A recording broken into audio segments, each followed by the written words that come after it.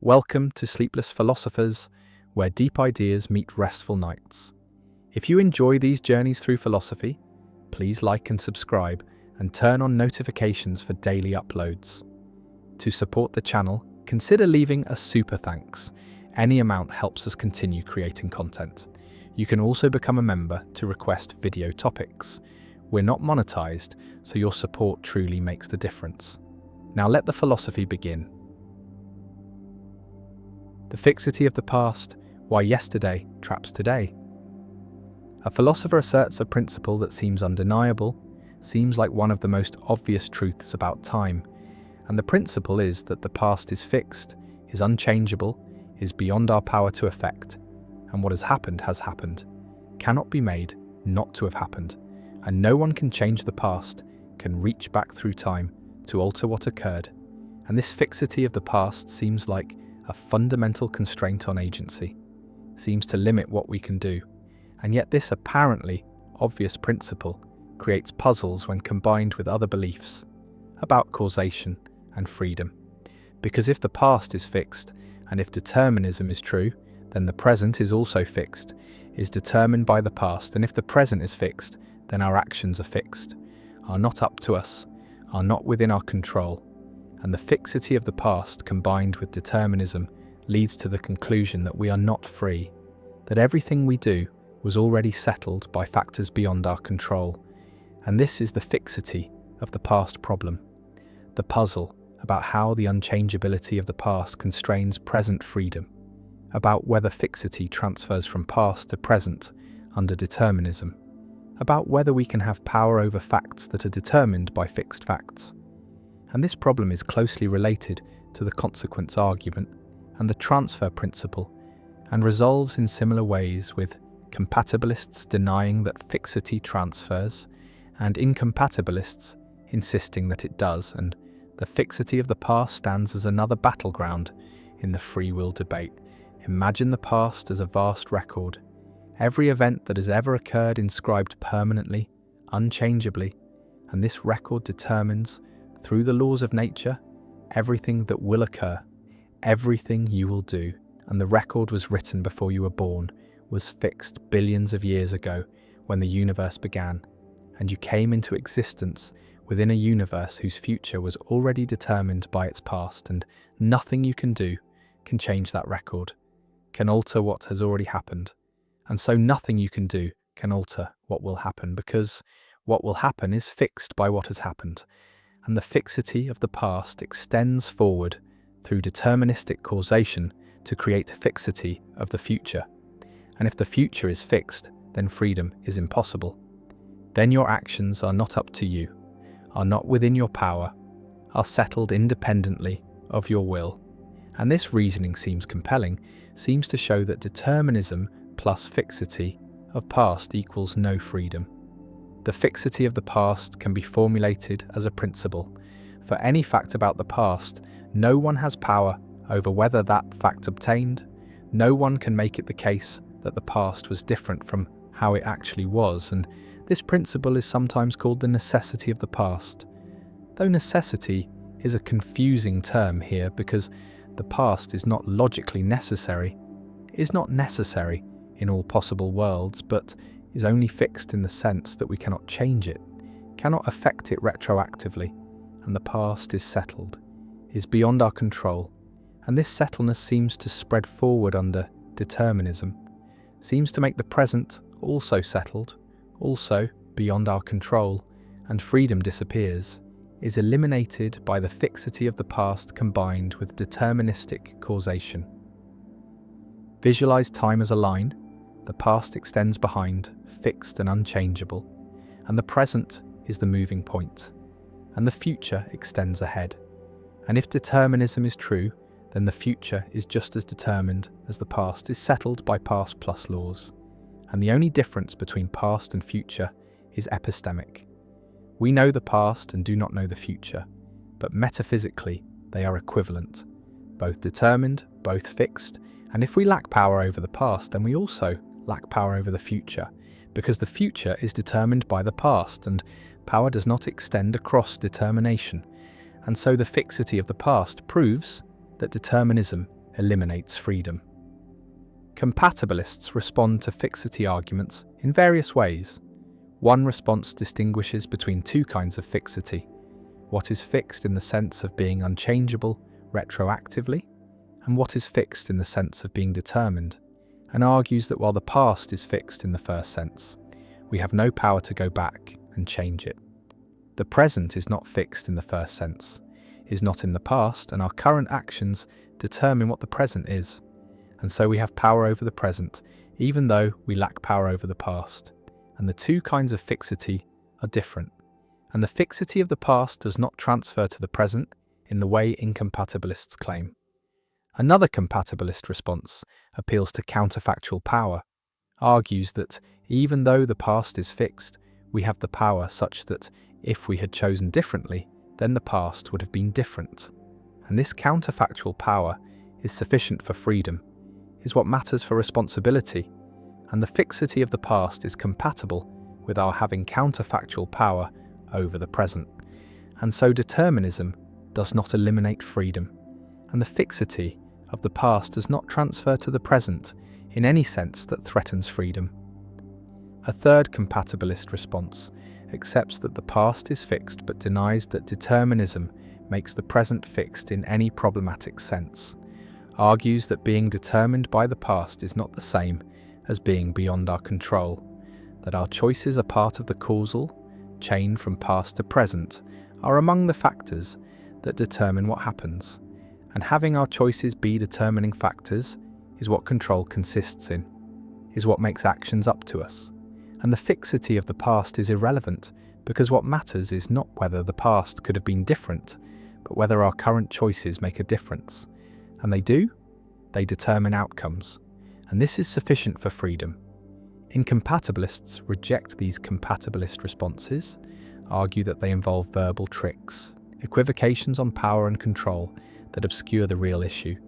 And the real issue is that if the past is fixed and determines the present, then the present is also fixed, is not genuinely open, is not within our control in any sense that matters for responsibility, and compatibilist power is not real power, is a redefinition designed to make freedom compatible with determinism, and the fixity of the past, properly understood, shows that determinism eliminates genuine freedom, eliminates the kind of control required for moral responsibility. The fixity of the past also raises questions about time travel, about whether it is possible to change the past, and most philosophers accept that backward causation is impossible, that we cannot travel back and alter what occurred, because this would create paradoxes, would make it possible for you to prevent your own birth by killing your grandfather before your parents met. And such paradoxes show that the past must be fixed, must be immune to retroactive alteration. But some philosophers argue that time travel is possible as long as it is consistent, as long as any effects you have in the past are already part of the past, as it actually occurred, and this allows time travel without paradox, but requires giving up the idea that you could change the past, could make it different. And this reinforces the fixity of the past, shows that even time travel does not give power over the past. The past sits behind us, vast and unchangeable, every event recorded, every cause set in motion, and the causal chains extend from past to present, determine what is happening now, determine what you're doing, and the fixity of the past. The unchangeability of what has happened seems to make your present action also unchangeable, also fixed, also beyond your control, because if the past could not have been different, and if the past determines the present, then the present could not have been different, and you could not have done otherwise, and freedom is lost, is eliminated by the combination of fixity and determinism. And the fixity of the past remains a central problem for compatibilism, remains a challenge to explain how we can be free if our actions are determined by a past we cannot change. And the answers compatibilists offer remain controversial, remain rejected by incompatibilists who insist that fixity transfers, that unchangeability spreads from past to present under determinism, and the fixity of the past endures as a fundamental constraint on agency, a feature of time that shapes what we can and cannot do, and whether this feature eliminates freedom or merely defines its boundaries remains one of the central questions in philosophy of free will. The diamond water paradox: why necessities are cheap and luxuries expensive. An economist observes that water is essential for life, is necessary for survival, is the most useful substance, and yet water is cheap, is almost free, costs nearly nothing in most places, while diamonds are useless for survival, are decorative luxuries, serve no biological function, and yet diamonds are expensive, cost fortunes, are among the most valuable commodities. And this seems paradoxical, seems to contradict the principle that value should reflect usefulness, that prices should correspond to importance. And this is the diamond water paradox, first discussed by Adam Smith, a puzzle about why necessities are cheap and luxuries expensive, why things essential for life have low prices while things irrelevant to survival have high prices. And the paradox challenged early economic thinking, challenged the labour theory of value, which said that prices reflect the amount of labour required to produce goods. And the paradox remained unresolved until marginal utility theory was developed, until economists realised that value depends not on total utility, but on marginal utility, not on the usefulness of the entire quantity available, but on the usefulness of one additional unit. And water has high total utility. Life depends on it, but low marginal utility because we have abundant water, and one more gallon provides little additional benefit, while diamonds have low total utility but high marginal utility because diamonds are scarce, and one more diamond provides significant additional satisfaction to those who value them. And this insight resolved the paradox, showed that prices reflect scarcity and marginal benefit rather than total importance.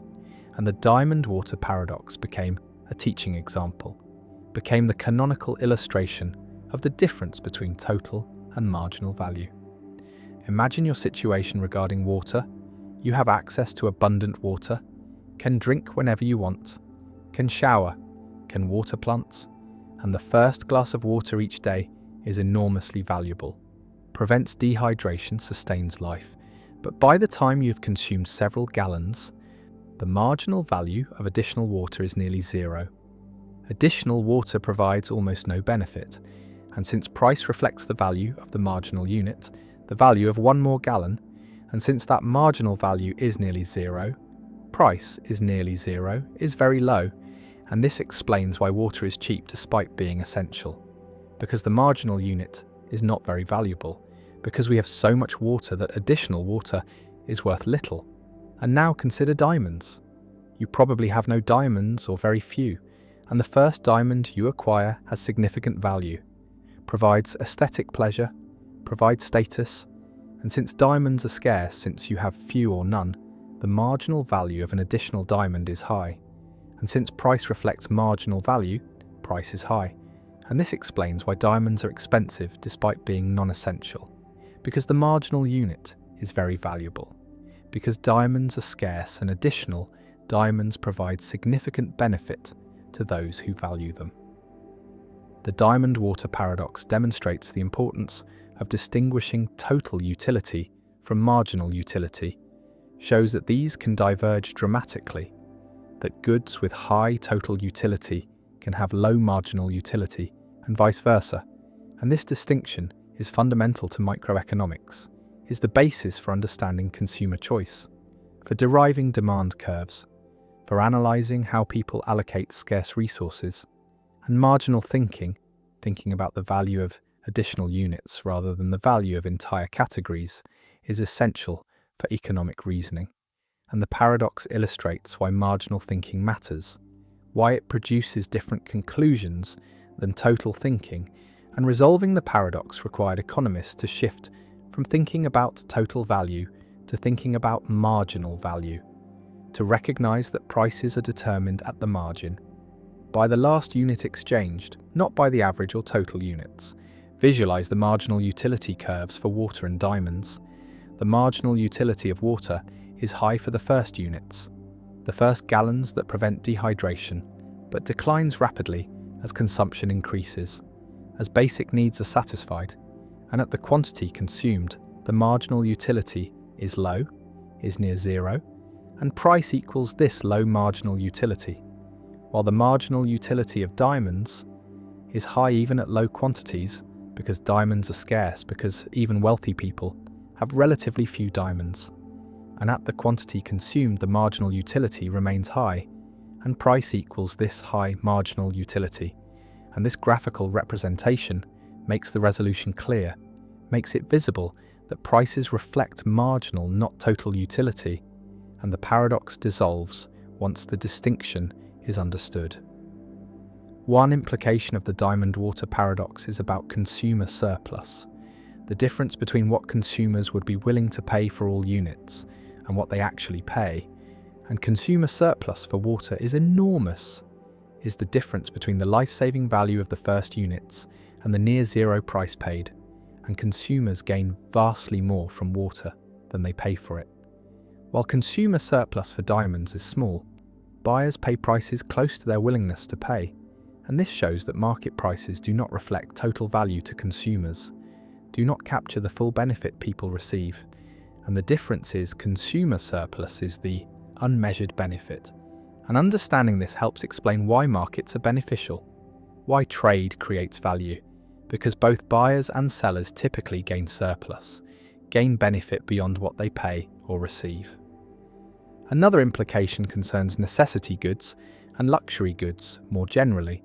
The paradox illustrates that necessities tend to be cheap, tend to have low prices relative to their importance, because necessities are typically abundant or because demand saturates quickly, because once basic needs are satisfied, marginal utility declines, while luxuries tend to be expensive, tend to have high prices relative to their importance, because luxuries are scarce or because demand does not saturate, because the wealthy always want more luxuries, and this pattern has implications for taxation. For understanding that taxing necessities is regressive, hits the poor harder, while taxing luxuries is progressive, hits the wealthy harder, and the paradox helps explain why economists typically advocate luxury taxes over necessity taxes, why sin taxes on non-essential goods are more acceptable than food taxes. The paradox also appears in discussions about water scarcity, because the resolution depends on water being abundant, depends on marginal utility being low, but in regions where water is scarce, the marginal utility of water rises dramatically, and prices should rise correspondingly, should reflect scarcity. And this suggests that in water-scarce regions, water should be expensive, should be priced to encourage conservation, to allocate scarce supplies efficiently, but such pricing is controversial, is seen as making a necessity unaffordable, and this creates political tension, creates conflict between economic efficiency, which requires high prices for scarce water, and social justice, which requires affordable water, and resolving this tension requires subsidies or tiered pricing or other interventions, and the paradox illuminates the trade-offs involved. Some argue that the diamond water paradox is not fully resolved, that even marginal utility theory leaves puzzles, because why do diamonds have high marginal utility? Why do people value diamonds? And the answer involves signaling, involves conspicuous consumption, involves diamonds serving as status symbols. And this is a different kind of value, is social rather than intrinsic. And understanding diamond value requires understanding social dynamics, understanding how luxuries signal wealth, how scarcity creates desirability, and this extends the resolution, shows that marginal utility can reflect social as well as physical properties, can reflect symbolic meaning as well as functional use. The paradox also connects to debates about labor theory of value, because Marx used labor theory, argued that value reflects socially necessary labor time, and the diamond water paradox is often seen as refuting labor theory, as showing that prices do not simply reflect labor inputs, because water requires little labor per gallon, but is essential while diamonds require more labour but are luxury.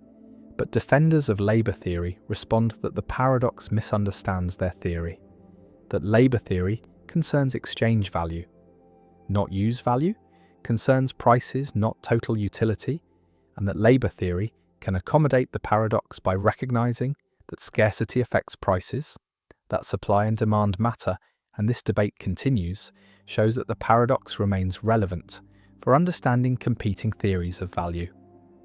Water flows abundantly, is drunk freely, costs almost nothing, and diamonds sit in vaults, are purchased rarely, cost fortunes, and the paradox stands: necessity is cheap and luxury expensive.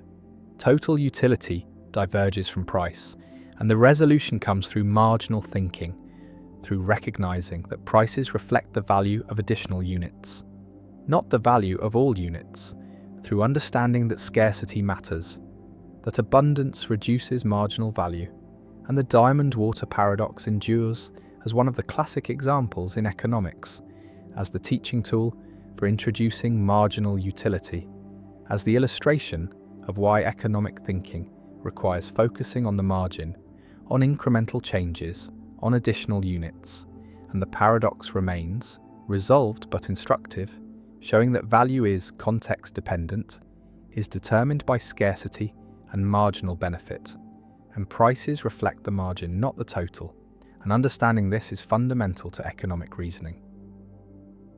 The Ellsberg paradox. An urn contains 90 balls, 30 of which are red, and 60 of which are some mix of black and yellow, but the exact proportions of black and yellow are unknown. The 60 non-red balls could be all black, all yellow, or any combination, and you are offered a series of bets, and the choices you face reveal a pattern of preferences that violates the standard axioms of rational decision theory. And this is the Ellsberg paradox, named after Daniel Ellsberg, who presented it in 1961. And the paradox demonstrates that people systematically prefer known probabilities to unknown probabilities, exhibiting what is called ambiguity aversion, a tendency to avoid situations where the probabilities are uncertain, and this preference pattern cannot be accommodated by expected utility theory, which requires that rational agents have well-defined subjective probabilities for all events and choose actions that maximize expected utility, calculated using these probabilities. The first bet involves choosing between two options. Bet A pays if a red ball is drawn, and bet B pays if a black ball is drawn. And most people prefer bet A, preferring to bet on red, where the probability is known to be 30 out of 90, 1/3, rather than betting on black, where the probability is unknown, could be anything from 0 to 60 out of 90. And this preference seems reasonable, seems to reflect a cautious attitude toward uncertainty, a desire to avoid ambiguity. The second bet offers a choice between bet C, which pays if a red or yellow ball is drawn, and bet D, which pays if a black or yellow ball is drawn, and most people prefer bet D, preferring to bet on black or yellow, where the combined probability is known to be 60 out of 90, 2/3, rather than betting on red or yellow, where the probability depends on the unknown proportion of yellow balls. The paradox emerges when these two preferences are combined, because preferring bet A to bet B suggests that the person believes red is more likely than black, that they implicitly assign a higher subjective probability to red, and preferring bet D to bet C suggests that they believe black or yellow is more likely than red or yellow, which implies that black is more likely than red. And these two beliefs are contradictory. If red is more likely than black, then red or yellow should be more likely than black or yellow, given that both involve adding the same unknown proportion of yellow. And so the preference pattern violates the sure thing principle, the axiom that if you prefer X to Y when some event E occurs, and you also prefer X to Y when E does not occur, then you should prefer X to Y unconditionally, regardless of whether you know whether E occurred. The Ellsberg paradox cannot be explained by standard subjective probability theory because any consistent assignment of subjective probabilities to red, black, and yellow would make the preference for A over B incompatible with the preference for D over C. And so the pattern reveals that people do not have well-defined subjective probabilities for ambiguous events, or that they do not maximize expected utility using those probabilities, and instead they exhibit a preference for known over unknown probabilities, a violation of the completeness axiom of decision theory, which requires that agents must be able to compare all options and have a preference or be indifferent between them.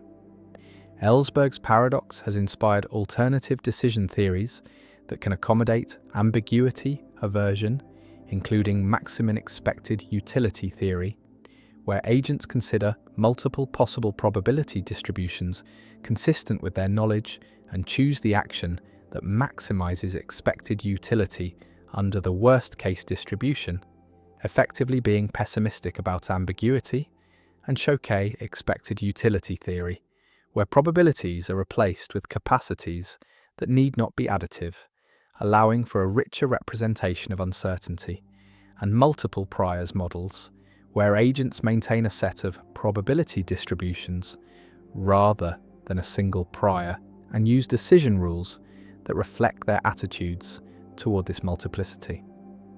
The paradox also connects to debates about rationality and the normative status of decision-theoretic axioms. Some argue that the Ellsberg preferences are irrational, that they reflect cognitive biases or errors in reasoning, and that ideal rational agents would not exhibit ambiguity aversion, would assign consistent subjective probabilities and maximize expected utility, while others argue that ambiguity aversion is perfectly rational, that it reflects a reasonable response to ignorance, that known risks are genuinely different from unknown risks, and that the axioms of expected utility theory, while mathematically elegant, do not capture all aspects of rational decision-making. The paradox has practical implications for economics and finance, because ambiguity aversion affects how people make decisions under uncertainty, how they invest in markets where probabilities are unknown, how they value insurance and options, how they respond to new technologies with uncertain risks. And understanding ambiguity aversion helps explain behaviors that seem puzzling from a standard expected utility perspective, such as the home bias in portfolio choice, where investors prefer domestic assets over foreign assets even when expected returns are higher abroad, and the equity premium puzzle, where the observed returns on stocks are much higher than on bonds, suggesting that investors demand large premiums for bearing ambiguous risks. The urn sits on the table, 90 balls inside, 30 red and 60 mixed, and you must choose, and the choices seem reasonable, seem to reflect a natural caution about the unknown, but the pattern of choices violates the axioms of rational decision theory, reveals a preference structure that cannot be represented by subjective probabilities, and the paradox forces a choice: either accept that the preferences are irrational and should be corrected, or accept that the theory is incomplete and should be extended, and neither option is comfortable. Neither satisfies the desire for a simple unified theory of rational choice. And so the Ellsberg paradox remains, a challenge to orthodoxy, a puzzle that resists easy resolution, a demonstration that human decision-making is more complex than the elegant mathematics of expected utility suggests, and the ambiguity persists. The unknown proportions of black and yellow remain unknown, and we choose as we must, preferring the known to the unknown, preferring certainty to ambiguity, and the theory struggles to accommodate this preference, struggles to explain why it should be rational or how it can be consistent, and the paradox endures, unsolved, unresolved, a permanent thorn in the side of decision theory. A reminder that rationality is contested, that formal models capture some aspects of decision-making but not all, and that the gap between theory and behaviour, between what axioms demand and what people do, may reflect not irrationality but the inadequacy of the axioms themselves. And the urn waits, the balls wait, the choice waits, and we must decide, knowing some probabilities but not others. And the decision reveals something about us, about how we value knowledge and fear ignorance, about whether ambiguity is just another form of risk or something fundamentally different. And the paradox lingers, unresolved, unsettled, a puzzle that decision theory has not yet tamed. The fat man variant, when pushing someone off a bridge, becomes murder. The runaway trolley races toward 5 people bound to the tracks, the same setup as before, but now there is no lever, no switch to pull, no way to divert the trolley onto another track, and you stand on a footbridge directly above the tracks, watching the trolley approach, and next to you stands a very large person, large enough and heavy enough that if they fell onto the tracks, their body would stop the trolley, would derail it or bring it to a halt, saving the 5 people below, but killing the large person instantly. And you could push this person, could place your hands on their back and shove them over the railing, and they would fall, and the trolley would stop, and 5 lives would be saved at the cost of 1. And the numbers are identical to the original trolley problem, 5 saved and 1 killed, but the method is different, and this difference makes most people recoil, makes them say no, I would not push, even though the consequence is the same as pulling the lever in the original case. And this asymmetry is the heart of the fat man variant, sometimes called the footbridge problem, a thought experiment that probes our moral intuitions about direct versus indirect harm, about using people as means versus affecting them as side effects, and about the limits of consequentialist reasoning. Imagine yourself on the bridge, the large person standing peacefully beside you, unaware of the danger below, and you know that pushing them will save 5 lives. The calculus is clear, 1 death versus 5 deaths, and if outcomes are all that matter, then pushing is required, is morally obligatory, is the obviously right choice. But your hands hesitate, your body resists, because pushing feels like murder, feels like killing, feels fundamentally wrong in a way that pulling a lever does not. And this feeling, this visceral moral reaction, reveals something about how we think about ethics, reveals that we distinguish between different ways of bringing about the same result, that the means matter, not just the ends, that how we save lives affects whether saving them is permissible. The distinction centers on intentionality and instrumentalization. In the original lever case pulling, the lever diverts the trolley, and the 1 person on the side track dies as an unfortunate consequence. Their death is foreseen, but not intended. You are not trying to kill them. You are trying to redirect the trolley, and their presence on the track is almost incidental. If they were not there, the trolley would still be diverted and the 5 would still be saved, whereas in the fat man case, pushing the person is specifically intended to use their body as an obstruction. Their death is not a side effect, but the means by which the trolley is stopped. You are deliberately killing them to achieve your goal, and if by some miracle they survived the fall, the trolley would not be stopped and the 5 would not be saved. Their death is essential to your plan, is what you're aiming at. And this makes the act feel more like murder, more like treating a human being as a mere object, as a tool to be used and discarded.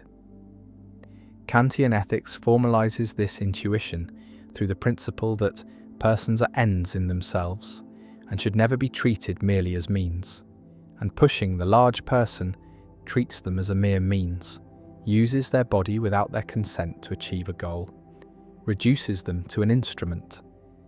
Whereas pulling the lever does not treat the 1 person on the side track as a means. They are harmed as a side effect, but not used, not instrumentalized. And this distinction, Kantians argue, is morally crucial, marks the line between permissible and impermissible killing. And the fat man variant falls on the wrong side, is impermissible because it uses a person, violates their dignity, treats them as less than fully human. Consequentialists reject this reasoning, argue that the distinction between intended and foreseen harm is morally irrelevant, that what matters is the result, 5 lives saved and 1 life lost, and whether the 1 person is killed as a means or as a side effect makes no difference to the outcome, makes no difference to the people involved. The large person dies either way. The 5 people are saved either way, and refusing to push means accepting 5 deaths to avoid one, means valuing squeamishness or abstract principles over actual lives. And this seems absurd, seems like letting moral theory override common sense. And consequentialists argue that in extreme cases, in genuine life or death dilemmas, the right action is the one that minimizes harm, maximizes welfare, saves the most lives. And any principle that forbids this is flawed, is giving too much weight to feelings and not enough to results. Visualize the large person standing on the bridge. They have thoughts, feelings, plans, loved ones, a life with value and meaning. And you're contemplating ending that life, snuffing it out. Not in self-defense, not as punishment, but as a tool to save others.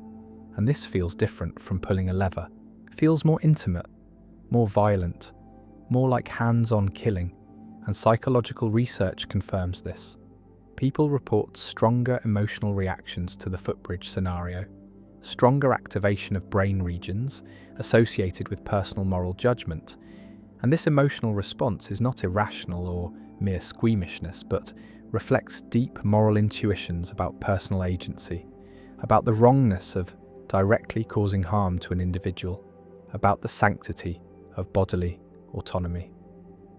The Fat Man variant also raises questions about consent and voluntariness, because the large person has not volunteered to be sacrificed, has not consented to being used as a trolley stopper, and using their body without permission violates autonomy, violates the principle that competent adults have the right to control what happens to their own bodies. And this is true even if using them would save lives, even if the overall outcome would be better, because respecting autonomy means allowing people to refuse to help. Even when helping would be beneficial, means recognizing that people are not resources to be allocated for the greater good, but individuals with rights, with the right to say no, with the right not to be sacrificed against their will. Some philosophers have proposed intermediate cases to test the boundaries. Suppose the large person is standing on a trapdoor that you could open remotely, dropping them onto the tracks without physically touching them. Is this more like the lever case or more like the pushing case? Or suppose the large person is terminally ill and unconscious. Does this change the moral calculus? Does it make using them more permissible? Or suppose they have explicitly consented in advance to being used in such situations? Does consent eliminate the moral problem? And these variations probe the principles at stake, try to isolate what exactly makes the pushing wrong, whether it is the direct causation, the physical contact, the lack of consent, the instrumentalization, or some combination. And different moral theories give different answers, diagnose the wrongness differently, and the variant becomes a tool for testing ethical theories, for exposing their commitments and seeing where they lead. The footbridge stands above the tracks. The large person breathes beside you unaware. The trolley approaches and the 5 people below are oblivious to their doom. And you must decide, push or do not push, kill or let die, violate one person's rights, or allow 5 people to perish. And there is no time for lengthy deliberation, no time to consult ethicists or calculate utilities. Only a choice that will haunt you regardless. Because pushing means you killed someone, placed your hands on them, and ended their life. And not pushing means 5 people died who could have been saved. And either way, the weight is crushing. The responsibility immense, and the Fat Man variant offers no comfort, no resolution, only the stark presentation of a choice that reveals the limits of moral theory, the inadequacy of simple principles, the irreducible difficulty of cases where values conflict, where any action involves loss, and the problem remains, a thought experiment that disturbs, that challenges, that refuses to yield easy answers, and that reminds us that morality is not a puzzle with solutions, but a practice requiring wisdom, courage, and the willingness to live with choices that are never fully justified, never free of doubt, never untainted by the recognition that whatever we do, someone suffers, and we are responsible. The Fermi paradox. Where is everybody in this crowded universe? The Milky Way galaxy contains hundreds of billions of stars, many with planets, and our galaxy is one of hundreds of billions of galaxies in the observable universe. An Earth formed about 4.5 billion years ago, relatively late in cosmic history, and life emerged within 1 billion years, and intelligence and technology developed recently. And these facts suggest that Earth is not special, that the conditions that led to life here should occur elsewhere, and if even a tiny fraction of planets develop intelligent civilizations, and if even a small percentage of those civilizations develop technology capable of space travel or interstellar communication, then the galaxy should be teeming with evidence of alien intelligence.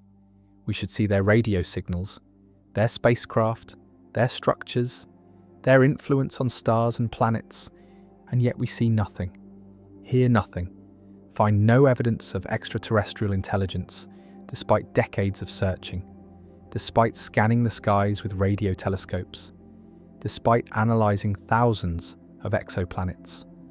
And this silence, this absence of evidence, is the Fermi paradox, named after physicist Enrico Fermi, who reportedly asked during a lunch conversation in 1950, "Where is everybody?" And this question, simple and childlike, conceals one of the deepest puzzles in science, the question of whether we are alone in the universe, or whether alien civilizations exist but remain undetected for reasons we do not yet understand. The paradox can be stated more precisely through the Drake equation, an attempt to estimate the number of communicating civilizations in our galaxy. The equation multiplies together several factors: the rate of star formation, the fraction of stars with planets, the number of habitable planets per star system, the fraction of habitable planets where life emerges, the fraction of life-bearing planets where intelligence evolves, the fraction of intelligent species that develop technology, and the lifetime of technological civilizations.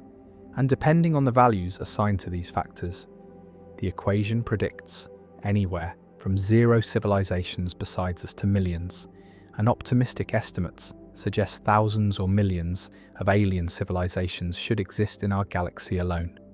And over billions of years, some of these civilizations should have spread through the galaxy, colonizing stars, building structures, leaving traces, and yet we see nothing.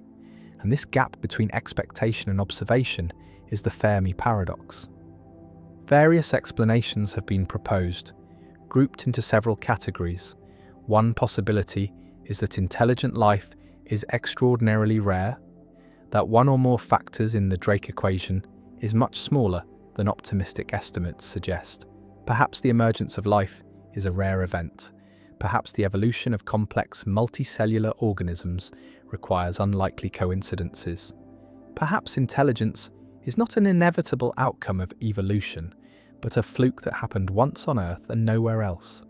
And if intelligence is sufficiently rare, then perhaps we are the first or among the first civilizations in the galaxy, and the silence is explained by our being early arrivals, alone for now, but perhaps not forever. Another category of explanations invokes the Great Filter, a hypothetical barrier that prevents civilizations from reaching the stage where they are detectable across interstellar distances. And the filter could be in our past, something that makes the emergence of intelligence extremely difficult, in which case humanity has passed the filter and the future is open, or the filter could be in our future, a challenge that civilizations face and almost always fail. Perhaps self-destruction through war or environmental collapse, perhaps technological stagnation, perhaps a transition that seems likely but proves fatal. And if the great filter lies ahead, then our survival is not guaranteed, and the silence of the cosmos is ominous, a warning that intelligence tends toward extinction. A third category suggests that civilizations exist but remain undetected for various reasons. Perhaps they communicate using technologies we have not discovered. Perhaps they deliberately hide to avoid contact with younger civilizations. Perhaps they exist in forms we would not recognize as life or intelligence. Perhaps they transcend physical form and migrate into cyberspace or other dimensions. Or perhaps the distances and timescales involved are so vast that civilizations exist but are separated by millions of light years and billions of years, arising and falling in isolation, never overlapping in space and time, and so contact is impossible. Not because civilizations do not exist, but because the universe is too big and time is too long. Visualize the galaxy as a vast ocean and civilizations as islands, separated by light years of empty space, and each island has a brief window of technological activity, a few thousand years perhaps, before collapse or transformation, and the ocean is so large and the windows so brief that the probability of two civilizations existing simultaneously within communication range is vanishingly small. And so each civilization looks out, sees emptiness, hears silence, and concludes it is alone. And yet across the galaxy and across time many such civilizations exist, but they never meet, never communicate, never know each other, and the Fermi paradox is resolved not by the absence of life, but by the impossibility of contact. Another explanation, more speculative, suggests that we are living in a simulation, that the observable universe is a computational construct created by an advanced civilization and the silence is programmed. No other civilizations are simulated because the creators are interested only in studying us, or because simulating multiple civilizations is too computationally expensive. And this explanation, while unfalsifiable, is logically possible and provides a clean resolution to the paradox, though it raises new questions about the nature of the simulators and their purposes. The Fermi paradox has practical implications for the search for extraterrestrial intelligence, for SETI programs that scan the skies for radio signals, for astrobiology missions that search for life on Mars or the moons of Jupiter and Saturn, and for the question of whether humanity should attempt to contact alien civilizations or remain silent. Because if the great filter lies ahead, if civilizations typically self-destruct or face existential dangers, then advertising our presence might be risky, might attract attention from hostile or indifferent intelligences, and the silence of the cosmos might be a survival strategy, a lesson learned by civilizations that survive, and if so, then broadcasting our existence might be foolish, might mark us for extinction or exploitation. The paradox also touches on philosophy and the meaning of human existence, because if we are alone, if no other intelligence exists anywhere in the observable universe, then humanity carries a unique responsibility. We are the universe's only way of understanding itself, the only conscious observers, the only beings capable of science and art and love, and the future of consciousness depends on us, on whether we survive and spread. And this realization, far from being comforting, is terrifying, because it places an enormous burden on a species that has barely begun to leave its home planet. And if we fail, if we destroy ourselves, the universe returns to darkness, to unconsciousness, to a vast emptiness where stars burn and galaxies collide. But no one watches, no one cares, no one knows. The stars shine silent and distant, and we listen, and we hear nothing, and the silence stretches across billions of light years, across billions of years, and Fermi's question echoes, where is everybody? Where are the aliens? Where are the civilizations that should exist, that must exist, that the numbers say should exist, and the answer does not come?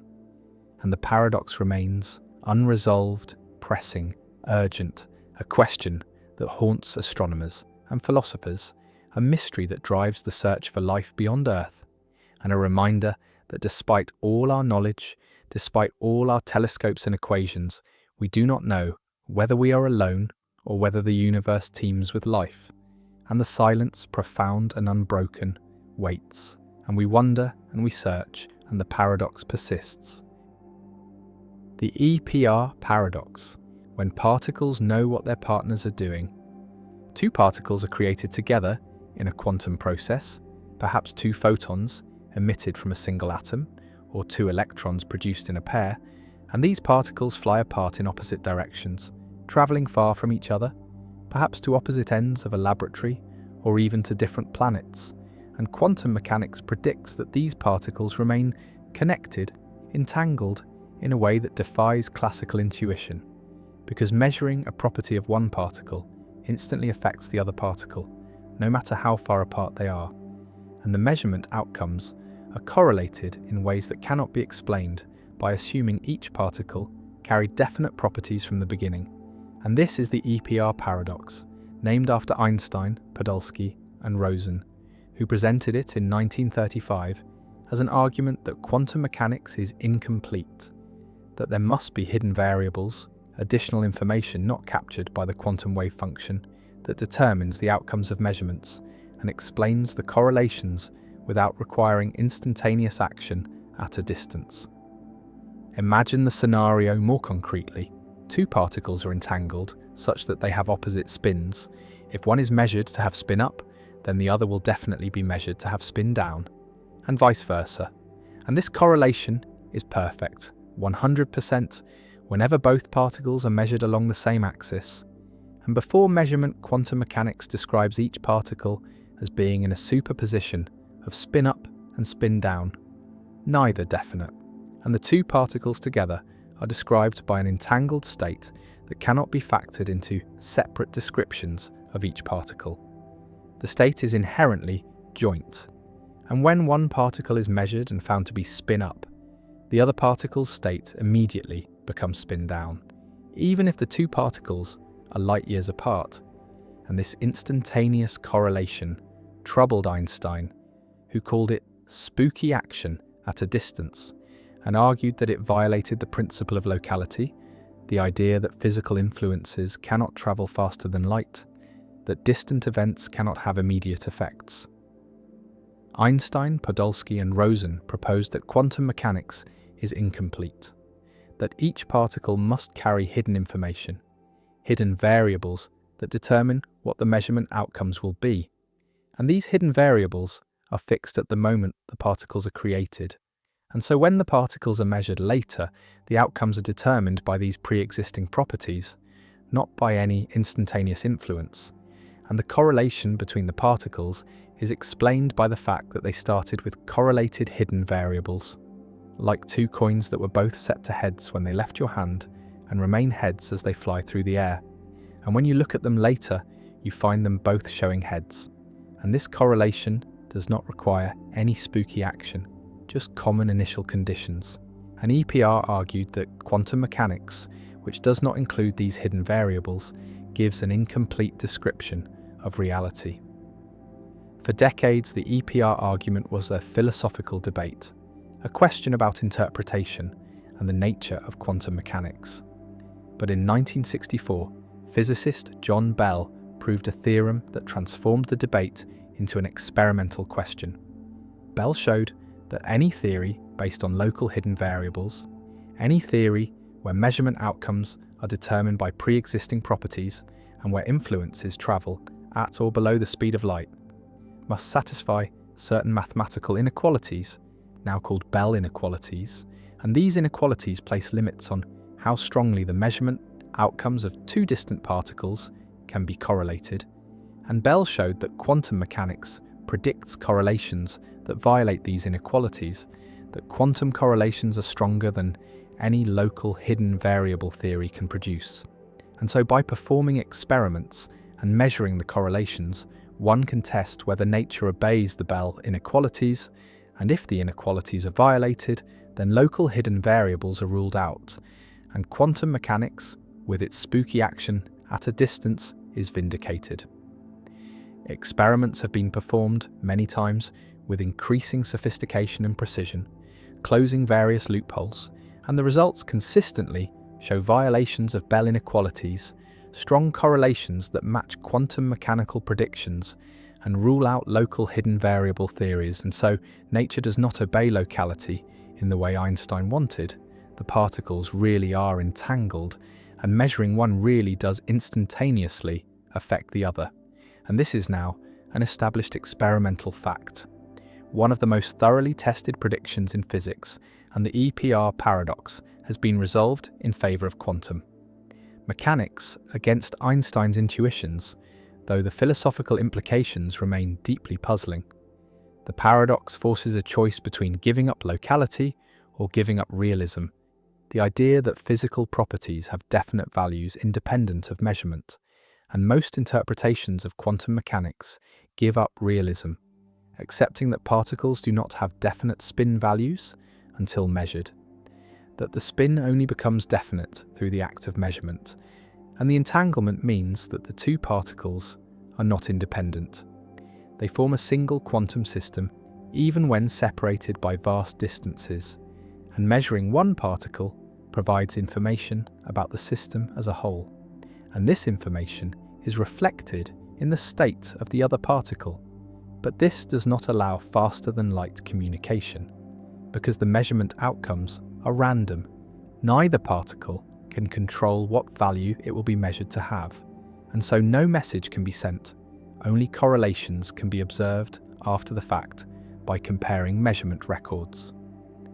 Some interpretations of quantum mechanics, like Bohmian mechanics, preserve realism by giving up locality, introducing non-local hidden variables that allow instantaneous influences, pilot waves, that guide particles in ways that depend on the entire configuration of the universe. And these theories reproduce the predictions of quantum mechanics and are empirically equivalent, but they are non-local. They violate Einstein's principle that influences cannot propagate faster than light. And most physicists find this cost too high, prefer to accept that realism must be given up, that particles do not have definite properties until measured. Visualize the two entangled particles flying apart, one heading left and one heading right, and they are described by a single wave function. An entangled state that says, if left is up, then right is down, and if left is down, then right is up, but neither is definite until measured. And now imagine measuring the left particle and finding it spin up, and at that instant, even though the right particle is far away, its state changes. It becomes definitely spin down, and if someone measures the right particle immediately after, they will definitely find spin down. And this correlation holds no matter how far apart the particles are, no matter how quickly the measurements are performed, as long as they are performed along the same axis. And this instantaneous correlation cannot be explained by assuming the particles carry definite spins from the beginning. Bell's theorem proves that, and so the correlation is genuinely quantum, genuinely non-local, genuinely spooky. And yet it does not allow signaling, does not allow information to be sent faster than light, because the outcomes are random and cannot be controlled. The EPR paradox stands as one of the deepest puzzles in quantum mechanics, a paradox that led to Bell's theorem, to decades of experimental tests, to the confirmation of quantum non-locality, and to ongoing debates about what quantum mechanics means, about whether reality is fundamentally non-local, about whether measurement is a special process or an ordinary interaction, about whether consciousness plays a role, about whether the universe splits into branches or whether hidden variables exist beyond our current theories, and none of these questions has a settled answer. Different physicists and philosophers hold different views, and the EPR paradox remains a touchstone, a thought experiment that crystallizes the central mysteries of quantum theory. And Einstein's discomfort with spooky action at a distance, his belief that quantum mechanics must be incomplete, has been answered by experiment. Nature really is spooky. Particles really are entangled. Measurements really do have instantaneous non-local effects. And this is not a failure of the theory, but a feature of reality, a feature that defies classical intuition and forces us to accept that the quantum world operates according to rules that seem impossible, that violate locality, that create correlations stronger than any classical mechanism can produce. And the paradox endures, not as an unsolved problem, but as a solved problem with an unsettling answer. And the particles fly apart, entangled forever, connected by invisible quantum threads, and measuring one affects the other instantly, across any distance, and the universe is non-local. And the EPR paradox intended to show that quantum mechanics is incomplete, instead revealed that nature is stranger than Einstein imagined. The Grelling-Nelson paradox. Words can describe themselves or they cannot. And this seemingly innocent observation becomes a doorway into paradox when Kurt Grelling and Leonard Nelson posed a question in 1908 that has troubled philosophers of language ever since. Some words are autological, meaning they possess the property they describe. The word short is short. The word English is English. The word polysyllabic is polysyllabic. And these words refer to themselves in a way that feels consistent and unproblematic. Other words are heterological, meaning they do not possess the property they describe. The word long is not long. The word German is not German. The word monosyllabic is not monosyllabic. And again, this seems straightforward. A simple division between words that apply to themselves and words that do not. The paradox emerges when the question is asked, is the word heterological? Itself heterological. And the mind stumbles immediately into the same kind of self-referential trap that haunts the liar paradox and Russell's paradox. If heterological is heterological, then it does not describe itself, which means it must be autological. But if it is autological, then it does describe itself, which means it must be heterological. And the loop spins without resolution, each answer immediately negating itself. This is not merely a trick of language, but a genuine problem for anyone attempting to build a theory of meaning or reference, because it suggests that not all predicates can be safely applied to themselves, that self-reference introduces instability into linguistic systems. Some philosophers argue that heterological is simply a defective predicate, a word that fails to have a coherent meaning because its definition leads to contradiction. Much like dividing by zero produces an undefined result in mathematics. Others suggest that the paradox reveals the difference between the use of a word and its mention, that when we ask whether heterological is heterological, we are confusing the word as an object with the word as a concept, and this confusion generates the paradox. Alfred Tarski proposed that language operates on different levels, with a meta-language used to talk about an object language, and that paradoxes like Grelling-Nelson arise when these levels are improperly mixed, when language tries to fully describe itself from within rather than from a higher vantage point. The paradox also connects to broader issues in semantics and the philosophy of language, questions about how words acquire meaning, whether meaning is fixed or context-dependent, and what it means for a word to refer to itself. If even simple adjectives can generate contradictions through self-reference, then the project of creating a complete and consistent theory of language may be impossible, or at least far more complicated than it first appears. The Grelling-Nelson paradox lingers at the edges of linguistic theory, a small question with large implications, a reminder that words are not just labels for things, but slippery tools that can twist back on themselves in unexpected ways, and that the quest to understand meaning must navigate carefully around the traps that self-reference sets.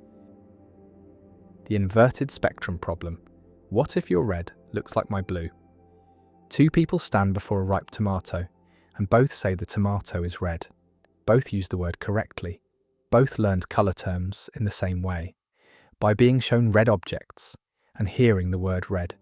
And their colour vision is normal. Their eyes and brains function identically. And yet the question arises, do they see the same colour? Does the tomato produce the same subjective experience in both? Or could it be that what one person experiences as red, the other experiences as blue? That their colour experiences are inverted, their spectrums reversed, and yet because they learned language the same way, because red things produce the same relative patterns, they both call the same things red, and have no way of discovering that their experiences differ. And this is the inverted spectrum problem, a thought experiment that has troubled philosophers since Locke, a puzzle about whether subjective experiences are private, whether they could differ between people in ways that behavioural and physical evidence cannot detect, and whether such differences would matter, whether they would mean anything if they are undetectable in principle. Imagine spectrum inversion more precisely.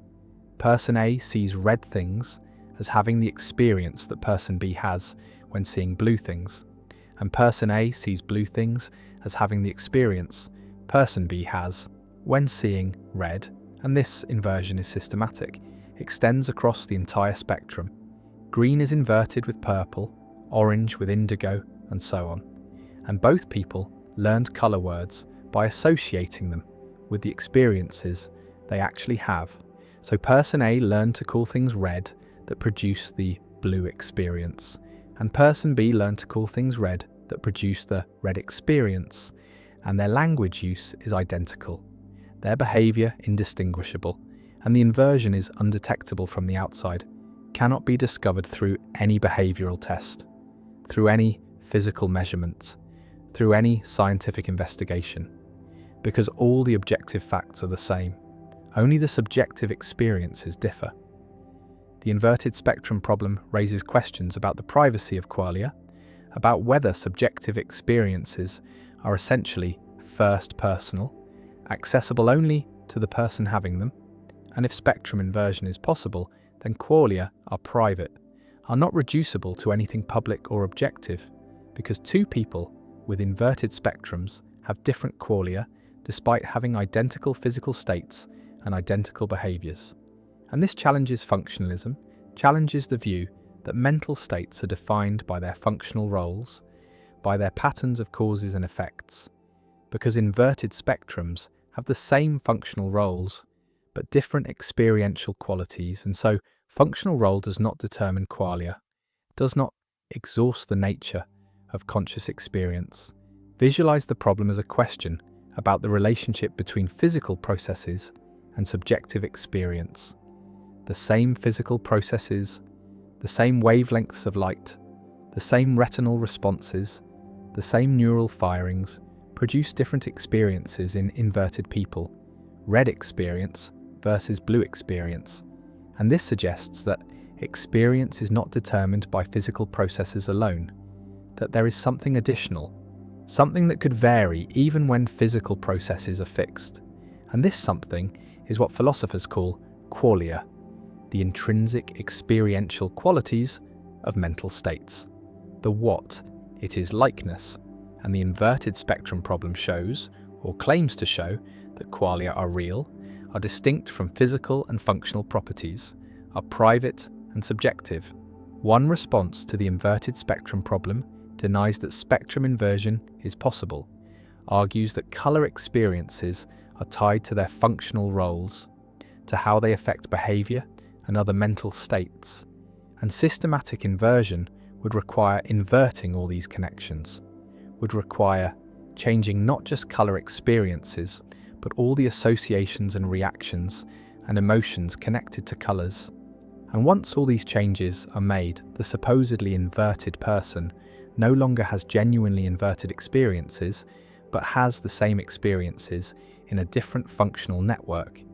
And genuine inversion, preserving all functional roles while changing only qualia, is impossible, is incoherent, and the thought experiment fails because it describes an impossible scenario. Another response accepts that spectrum inversion is possible, but argues that it does not threaten functionalism or physicalism, because if inversion is undetectable in principle, then it is not a real difference, not a difference that matters, and science is concerned with objective differences, with differences that make a difference to behaviour or physical processes, and subjective differences that have no objective manifestation are not the kind of things science needs to explain, are not part of the natural world that science investigates. And so the inverted spectrum problem, even if it shows that qualia are private, does not show that they are non-physical, only that they are aspects of physical states that science does not need to characterize in its theories. A third response appeals to the ecological theory of perception, argues that colour experiences are not arbitrary inner states, but are shaped by the environment, by what colours signify, by their natural and biological meanings, And red looks the way it does because of its associations with blood, fire, ripe fruit, danger, and these associations are grounded in evolutionary history, in universal human experiences, and systematic inversion would disrupt these associations, would make red look restful and blue look alarming, and this would be detectable, would affect behaviour, and so genuine spectrum inversion, preserving all functional roles, including emotional and associative roles, is impossible. The inverted spectrum problem also connects to the problem of other minds, because if spectrum inversion is possible, then we cannot know what other people experience, cannot know whether their red is our red or our blue. And this creates a kind of skepticism, a recognition that subjective experience is essentially private, is not fully accessible to others, and while we can know what people say about their experiences, what behaviours they exhibit, we cannot know what they actually feel, what their experiences are like from the inside. And this privacy is both troubling and profound, suggests that each person's consciousness is a private world, knowable fully only to themselves.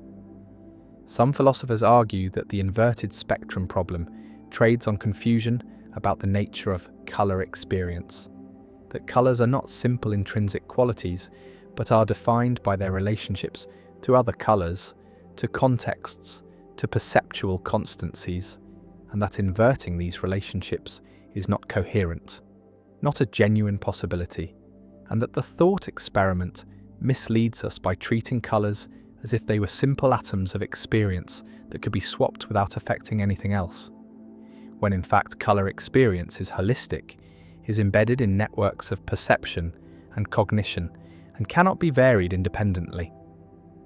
Others embrace the inverted spectrum problem, argue that it reveals important truths about consciousness, that qualia are real, are private, are not reducible to functional or physical properties, and that any theory of consciousness must accommodate this, must allow for the possibility that physically and functionally identical beings could differ in their subjective experiences, and this supports property dualism, supports the view that phenomenal properties are additional to physical properties, are aspects of reality that physical science cannot capture. The two people stand before the tomato, both calling it red, and the question lingers, do they see the same thing? Do their experiences match? Or does one see what the other would call blue? And there is no way to tell, no test that reveals the truth, and the privacy of experience persists. The possibility that our inner worlds differ in ways we cannot communicate, in ways language cannot capture, and the inverted spectrum problem remains, not solved, not refuted, not accepted, but persistent as a challenge to theories of mind, as a thought experiment that probes the nature of subjective experience, as a question about whether qualia are private, whether consciousness has aspects that resist objective description, and whether the inner life of another person is truly accessible or forever hidden behind the veil of their behaviour and their words. And the tomato remains red, called red by both, but whether they see the same red, whether their experiences converge or diverge behind the labels, remains uncertain, remains one of the enduring mysteries about the nature of consciousness and the privacy of subjective experience. The grandfather paradox. Time travel has long been a staple of science fiction, a dream of visiting the past or glimpsing the future, but woven into this fantasy is a logical nightmare that has haunted physicists and philosophers alike, and this is the grandfather paradox, a thought experiment that questions whether travelling backward in time could ever be possible without creating contradictions that tear reality apart. Imagine a person who builds a time machine and travels back to a point before their own birth, and while in the past this person encounters their grandfather as a young man, before he has met the traveller's grandmother, before any children have been conceived, and in a moment of recklessness or malice or accident, the time traveller kills their grandfather. The question that follows is immediate and devastating. If the grandfather dies before fathering any children, then the time traveller's parent is never born. And if the parent is never born, then the time traveller is never born. And if the time traveller is never born, then no one travels back in time to kill the grandfather, which means the grandfather lives, which means the parent is born, which means the time traveller is born, which means someone does travel back in time to kill the grandfather, and the loop closes, a perfect circle of cause and effect that devours itself.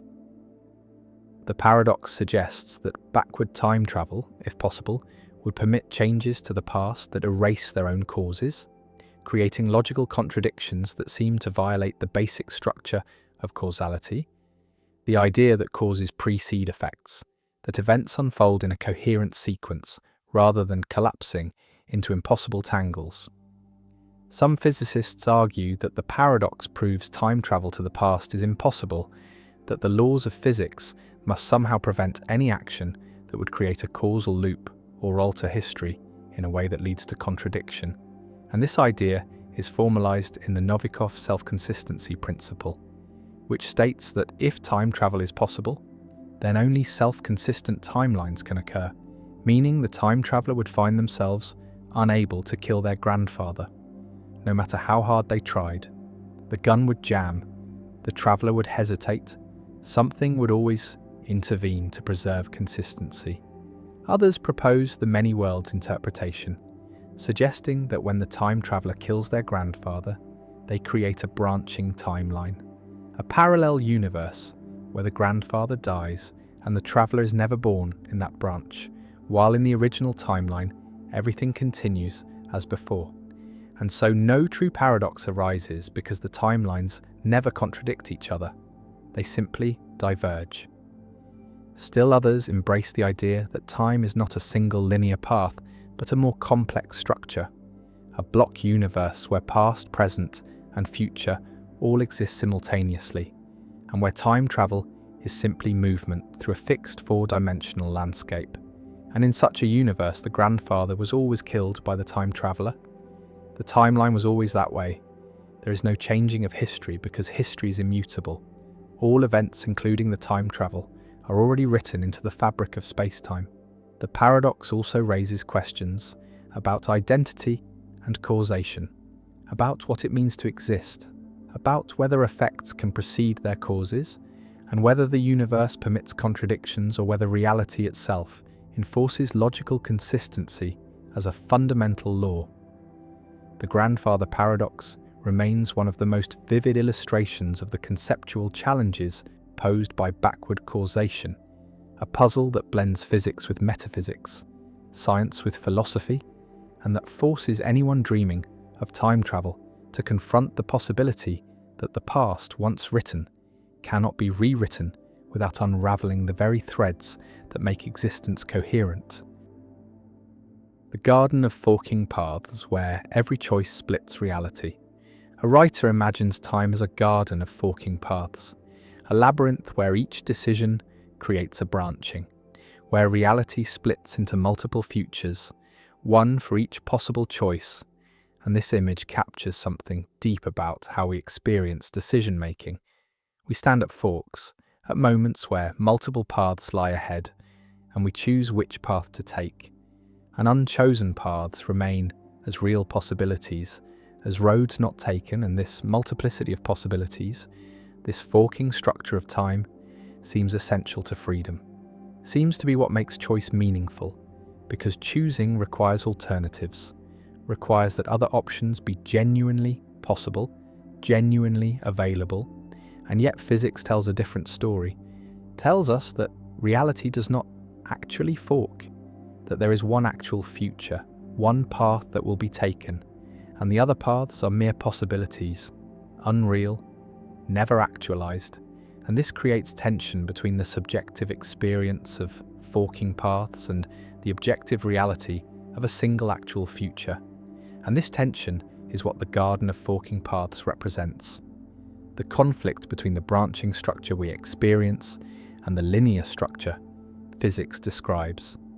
And resolving this tension requires understanding what possibilities are, whether they are real or merely epistemic, whether the garden of forking paths is a feature of reality or only of our ignorance. And this is the garden of forking paths problem. the question of how to reconcile freedom, which seems to require genuine alternatives, with determinism, which says only one future is possible. Imagine standing at a fork, two paths before you, and you must choose which to take. And both paths seem open, seem available, seem like real options, and you deliberate, consider reasons for each path, weigh consequences, and make a decision. And as you walk down the chosen path, you look back at the fork and see the unchosen path receding behind you. And that path represents what could have been, what might have happened. And this counterfactual, this alternative possibility seems essential to the meaning of your choice. Because if the unchosen path was never really possible, if you were always going to choose as you did, then the deliberation seems pointless, seems like theatre, and the choice seems less significant, less truly yours. And yet determinism says the unchosen path was never really possible, was never going to be actualized, was only possible in your ignorance of which path you would take. And the garden of forking paths is a map of ignorance, not a map of reality. And the paths that seem to fork actually do not actually collapse to a single trajectory determined by past and laws.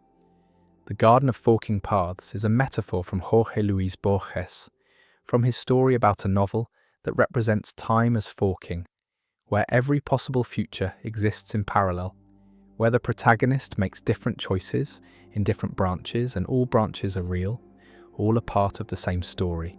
And Borges uses this to explore ideas about time and possibility and narrative, and philosophers have adopted the metaphor to represent the libertarian view of free will. The view that when we make choices, reality genuinely branches, multiple futures exist, and our choice determines which branch becomes actual. And this contrasts with the compatibilist view, where the garden does not actually fork, where only one future was ever possible. And deliberation is about discovering which future is actual, rather than creating which future is actual. Visualize the metaphor more precisely. At each moment of choice, the timeline splits. One branch for voting for candidate A, and another for voting for candidate B. And both branches are real. Both exist as genuine possibilities, and the agent's choice makes one branch actual, and the other merely counterfactual. And if this picture is correct, then free will is preserved because genuine alternatives existed. But if this picture is wrong, if only one branch is real and the other is merely imagined, then free will is threatened. Then the agent never really had alternatives, never really chose between real possibilities, only discovered which possibility was actual all along. The garden of forking paths connects to debates about the metaphysics of time, about whether the future is open or closed, whether future contingents have truth values, whether statements about what will happen tomorrow are true or false now, or are neither true nor false until tomorrow arrives. And open future theorists say the future is genuinely open, genuinely indeterminate. The garden genuinely forks, and multiple futures are possible, and closed future theorists say the future is already determined, already fixed, only one future is possible, and the garden does not really fork, only appears to fork from our limited perspective. One response to the garden of forking paths embraces the branching metaphor, adopts the growing block theory of time, where the past and present are real and the future is not yet real, is open, is genuinely undetermined. And as time progresses, the future becomes present and then past, and the timeline grows. And at moments of free choice, the timeline branches, multiple futures become actualized, and libertarian free will is preserved. But critics argue that this picture is inconsistent with physics, with relativity, which says that simultaneity is relative, that there is no objective present moment, and the growing block theory cannot be reconciled with relativity. And so, the garden of forking paths cannot be real, is only a convenient fiction. Another response denies the branching, accepts that only one future is real, and argues that free will does not require genuine branching, does not require that unchosen alternatives be real, but only requires that the agent's choice be the determining factor in which future is actualized. And as long as the agent's deliberation and decision play a causal role, as long as the action flows from the agent's own reasons and desires, the agent is free, and the Garden of Forking Paths is an epistemic representation, a map of what might happen from the agent's perspective, but not a metaphysical reality. And this compatibilist response preserves free will without requiring genuine metaphysical branching. A third response appeals to the many worlds interpretation of quantum mechanics, where every quantum measurement causes the universe to split into multiple branches, one for each possible outcome, and all branches are real. All exist in a vast multiverse, and human choices might involve quantum processes, might cause branching at the quantum level. And so the Garden of Forking Paths is literally real, is part of the structure of quantum reality, and every choice you make creates multiple versions of you in different branches, and free will is preserved because genuine branching occurs. Though this response raises questions about which branch is you, about personal identity across branches, about whether it matters that other branches exist if you can never observe them or interact with them. The Garden of Forking Paths also appears in discussions of regret and counterfactuals, because when we regret choices, we imagine the path not taken, imagine how things would have been if we'd chosen differently. And this imagining treats the unchosen path as a real possibility, as something that could have happened. And the question is whether this treatment is accurate, whether the unchosen path was genuinely possible, or was only possible in our imagination, only possible relative to our ignorance. And if only imaginary, then regret is irrational, is lamenting something that could never have been. And if genuinely possible, then regret is rational, is lamenting a real alternative that was available but not chosen. The writer walks through the garden, sees the paths forking ahead, sees the labyrinth of possibilities, and each fork represents a choice, a moment where the future is open, where alternatives exist, and the writer chooses again and again, and each choice closes off paths, eliminates possibilities, and the unchosen paths remain behind, fading into counterfactual space. And whether these unchosen paths are real, whether they exist somewhere in quantum multiverse or only in imagination, determines whether the Garden of Forking Paths is a true picture of reality or only a useful metaphor. And the question remains open, remains disputed, and the garden remains, branching or not branching, forking or merely appearing to fork. And we walk through it, choosing paths, deliberating at forks, and whether the alternatives are real or illusory. Whether the garden genuinely branches or only seems to, shapes how we understand freedom, how we interpret choice, and whether determinism eliminates the garden or merely reveals that it never really forked. And the metaphor endures, beautiful and problematic, a representation of how choice feels from the inside, even if not how choice is from the outside. And the Garden of Forking Paths remains a permanent fixture in discussions of free will, a vivid image that captures the experience of agency, even as physics and metaphysics question whether the image corresponds to reality. The hard problem of consciousness: why brain activity does not explain experience.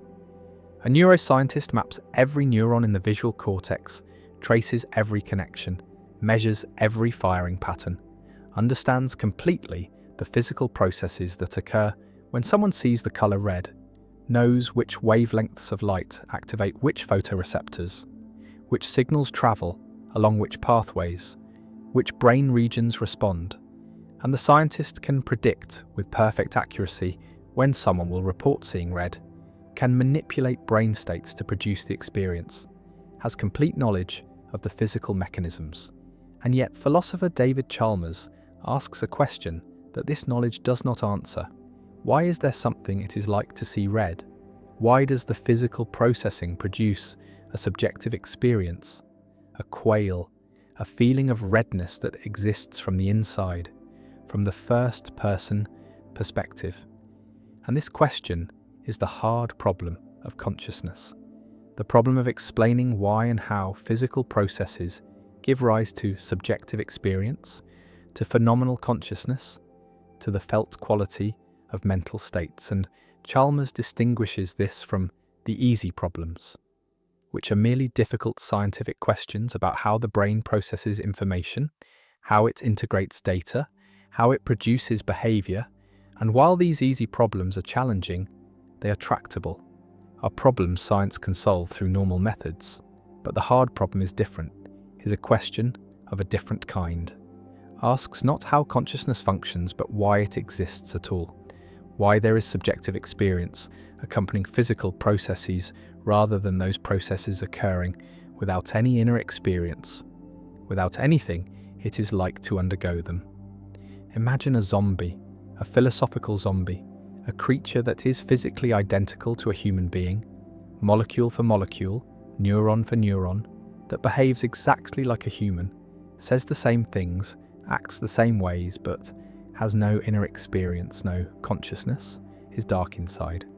And Chalmers argues that such a zombie is conceivable, is logically possible. And if zombies are possible, then consciousness is not reducible to physical processes, because the zombie has all the physical processes but lacks consciousness. And so consciousness must be something additional, something over and above the physical. And this is why the hard problem is hard, because it seems to require explaining how something non-physical, something subjective, emerges from something physical, something objective. And no amount of knowledge about brain function, about neural mechanisms, about information processing, seems to bridge this gap, seems to explain why there is something it is like, rather than nothing. Visualize the explanatory gap. On one side is all the physical information, all the facts about brain states and neural firing and chemical processes, and on the other side is subjective experience, the redness of red, the painfulness of pain, the taste of coffee, and the gap between these two sides seems unbridgeable, seems like knowledge of one does not give knowledge of the other. And no matter how much we learn about brains, we do not seem to get closer to explaining why brains produce consciousness, why certain physical systems have inner lives. And this gap is what makes the hard problem hard, what makes consciousness seem mysterious, what makes it resist scientific explanation.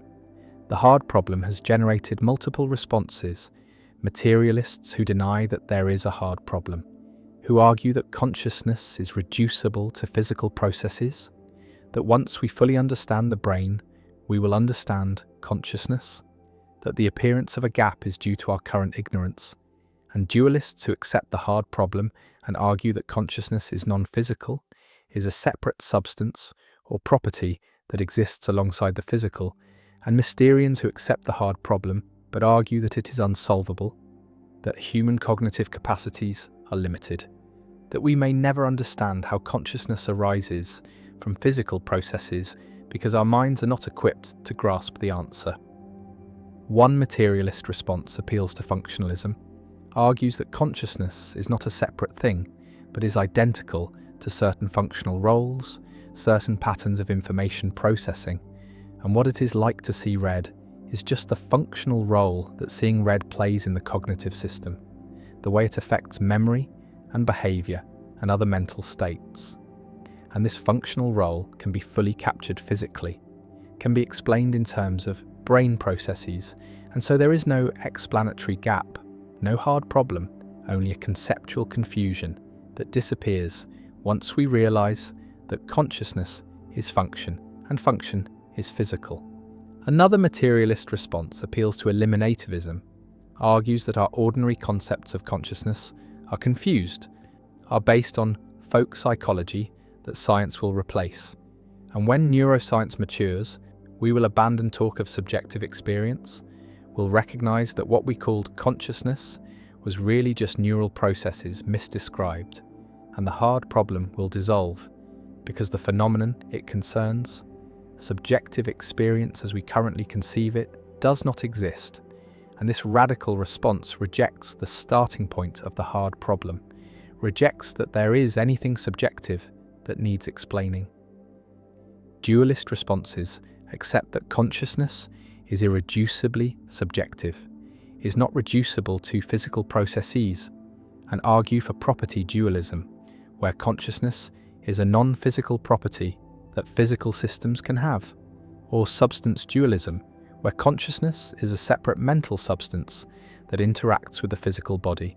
And these views face the interaction problem, the question of how non-physical consciousness can affect physical processes, how mental causation works, and dualists have proposed various answers, some appealing to fundamental psychophysical laws, others denying that consciousness has causal power, but none has achieved consensus. Mysterian responses associated with Colin McGinn accept that the hard problem is real, but argue that it is unsolvable by humans, that our cognitive architecture is not suited to understanding how consciousness arises from matter. Just as rats cannot understand quantum mechanics, humans cannot understand consciousness. And this is not a failure of science, but a limit of human cognition. And we should accept this limit, recognize that some questions are beyond us, and the hard problem is one of them. The hard problem also connects to the knowledge argument.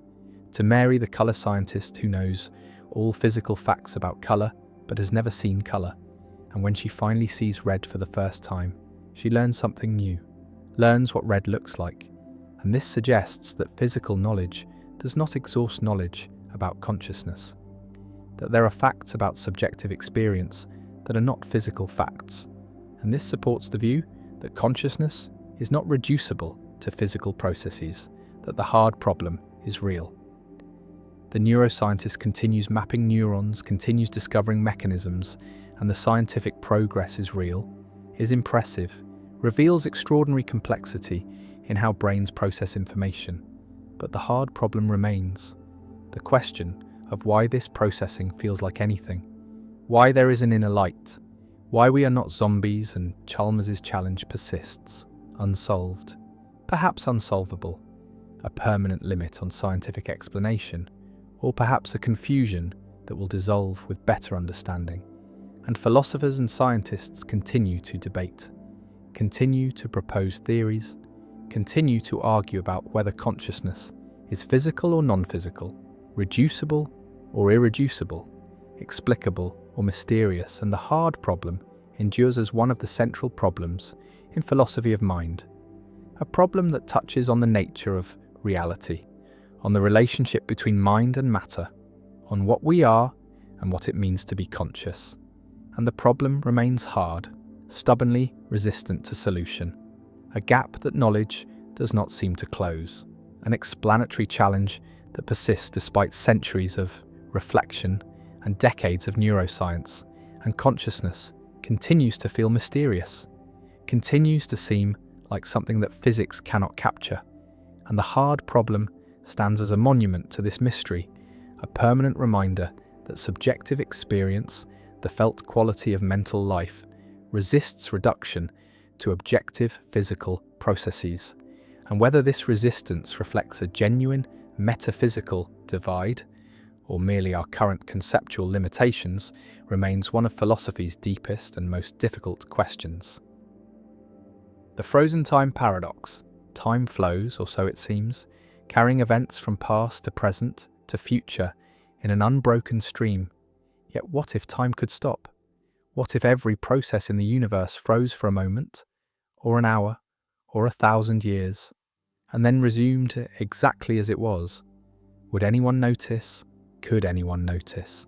And this is the frozen time paradox, a thought experiment that questions whether time itself is observable, or whether it is merely an ordering of events, invisible and perhaps illusory. Imagine that at this very moment time stops. Every atom ceases to move, every thought halts mid-formation, every photon hangs suspended in space, the entire universe frozen in a perfect still image. And this frozen state persists for an arbitrary duration, perhaps 1 billion years, and then suddenly time resumes, and everything continues exactly as it was. And the question arises, did anything happen during that frozen interval? Did time pass? And if no change occurred, can it be said that any time elapsed at all?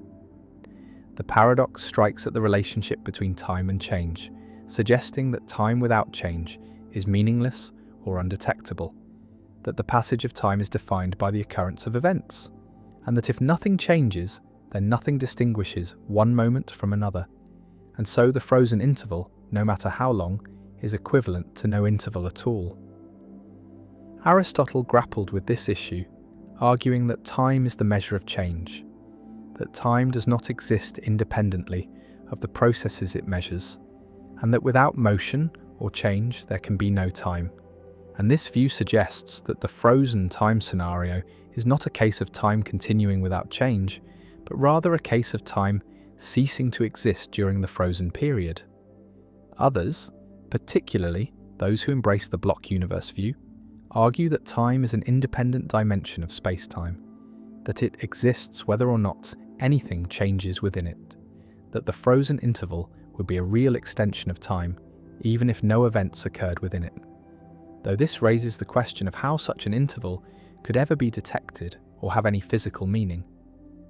The paradox also touches on the nature of consciousness and subjective experience, because if time froze and then resumed, no conscious being would remember the frozen period, no measurement device would register it, no physical process would show evidence that it occurred, and so in what sense did it happen? And if it leaves no trace, can it be said to have any reality at all? Some philosophers draw a distinction between time as a parameter in physical equations, a variable that describes when things happen, and time as it is experienced, the feeling of duration and flow. And they suggest that the frozen time paradox exposes a gap between these two concepts, that mathematical time might continue during a frozen interval, but experiential time would not.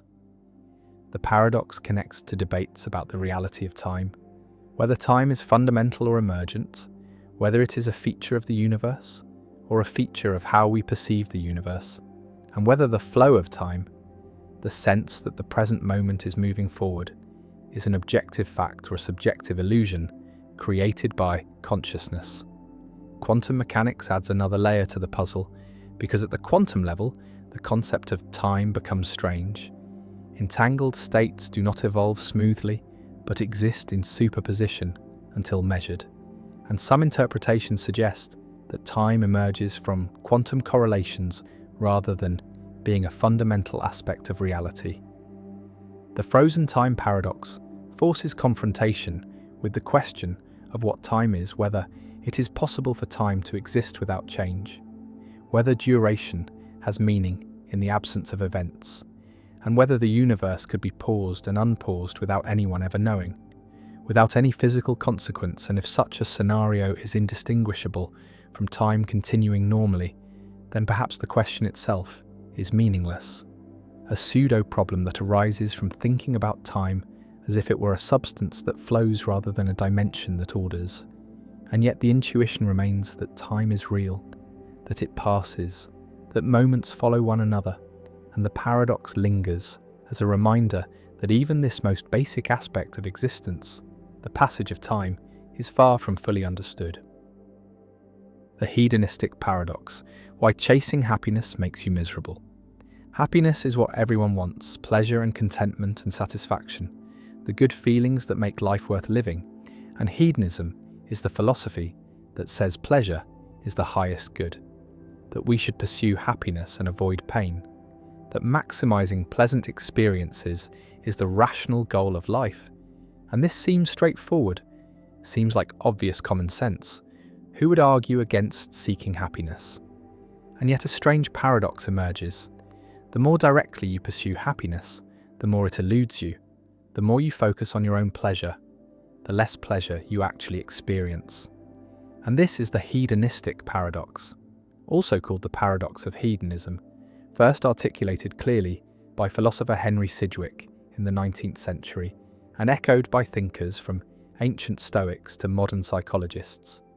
The observation that happiness cannot be obtained by pursuing it directly, that it comes instead as a byproduct of other activities, of pursuing goals and relationships and meaningful projects that are not themselves about happiness. And the paradox reveals something deep about human psychology, about the nature of satisfaction, about how conscious desire and self-awareness can undermine the very experiences they seek.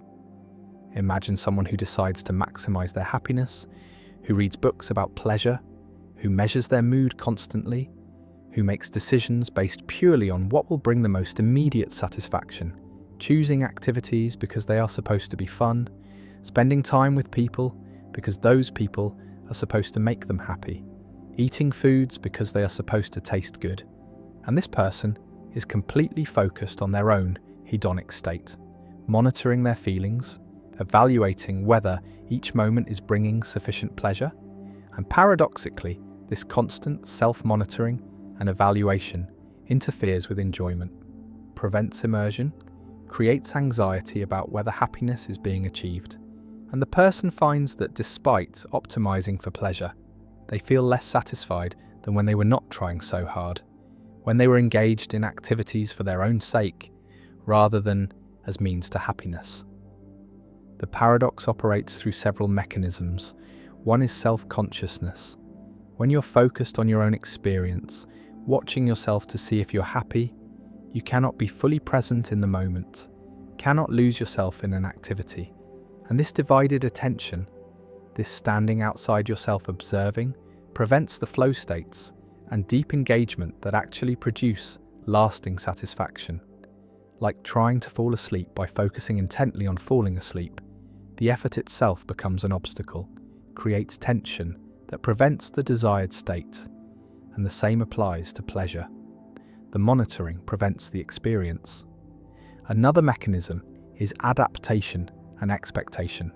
When happiness becomes the explicit goal, expectations rise.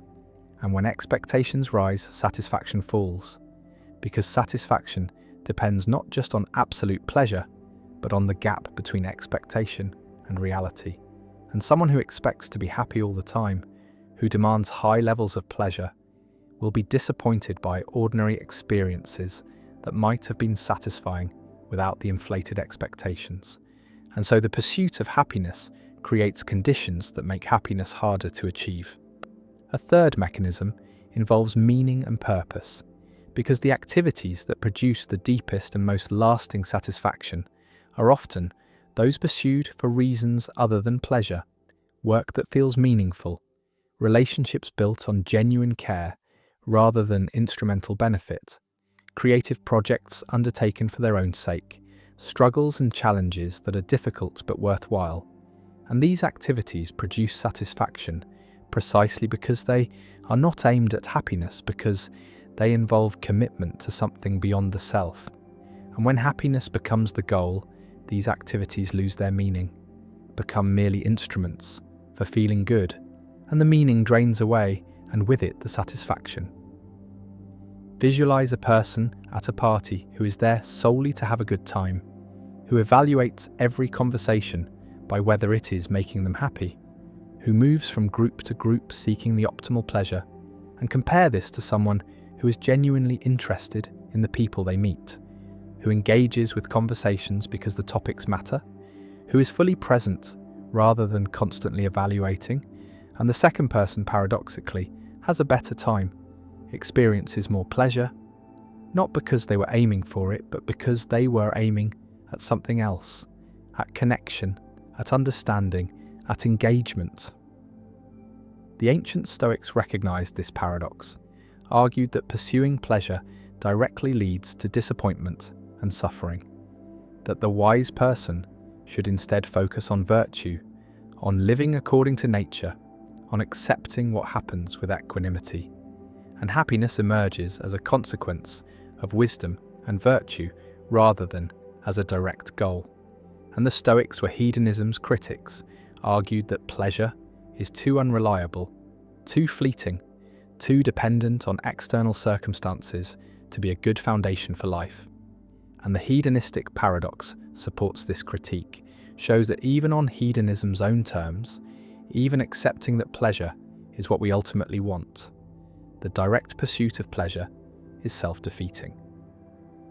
John Stuart Mill, himself a utilitarian who believed in maximizing happiness, acknowledged the paradox and distinguished between higher and lower pleasures.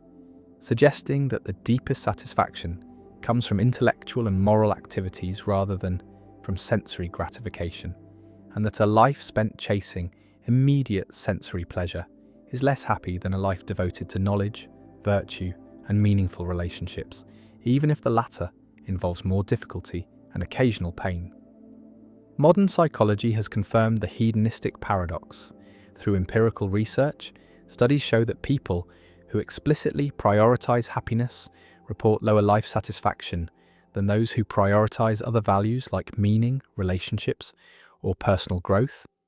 That people who pursue pleasure for its own sake experience more depression and anxiety.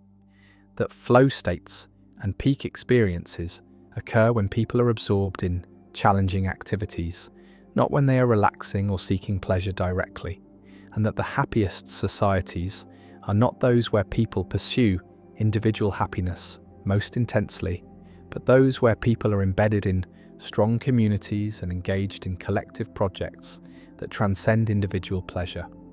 The paradox also appears in consumer culture, where advertising promises happiness through products, through purchases, through experiences designed to deliver pleasure. And people chase these promises, buying things they do not need, pursuing lifestyles marketed as paths to satisfaction, and finding that the purchases bring momentary pleasure, followed by adaptation and renewed dissatisfaction. The hedonic treadmill, where each purchase raises expectations and the baseline returns to where it was, and the pursuit of happiness through consumption becomes a trap, a cycle that produces more desire than satisfaction, more anxiety than contentment. And the paradox reveals that happiness is not a commodity, cannot be bought or manufactured, cannot be achieved by optimizing choices, but emerges from patterns of life, from relationships and meaning and engagement with the world. Some philosophers have argued that the hedonistic paradox refutes hedonism entirely, shows that pleasure cannot be the ultimate good because it cannot be achieved by aiming at it, that any theory of value must accommodate the fact that some goods are essentially byproducts, cannot be attained through direct pursuit, and this points toward alternative theories like virtue ethics, where the goal is to develop character traits and live well, rather than to maximize pleasant experiences, or like existentialism, where the goal is authenticity and creating meaning rather than achieving happiness. Others argue that the paradox does not refute hedonism, but only shows that indirect strategies are required, that sophisticated hedonists should not focus on their own happiness, but should pursue other goals, knowing that these pursuits will produce happiness as a side effect. And this move preserves hedonism as a theory of value, while acknowledging the psychological reality that direct pursuit fails.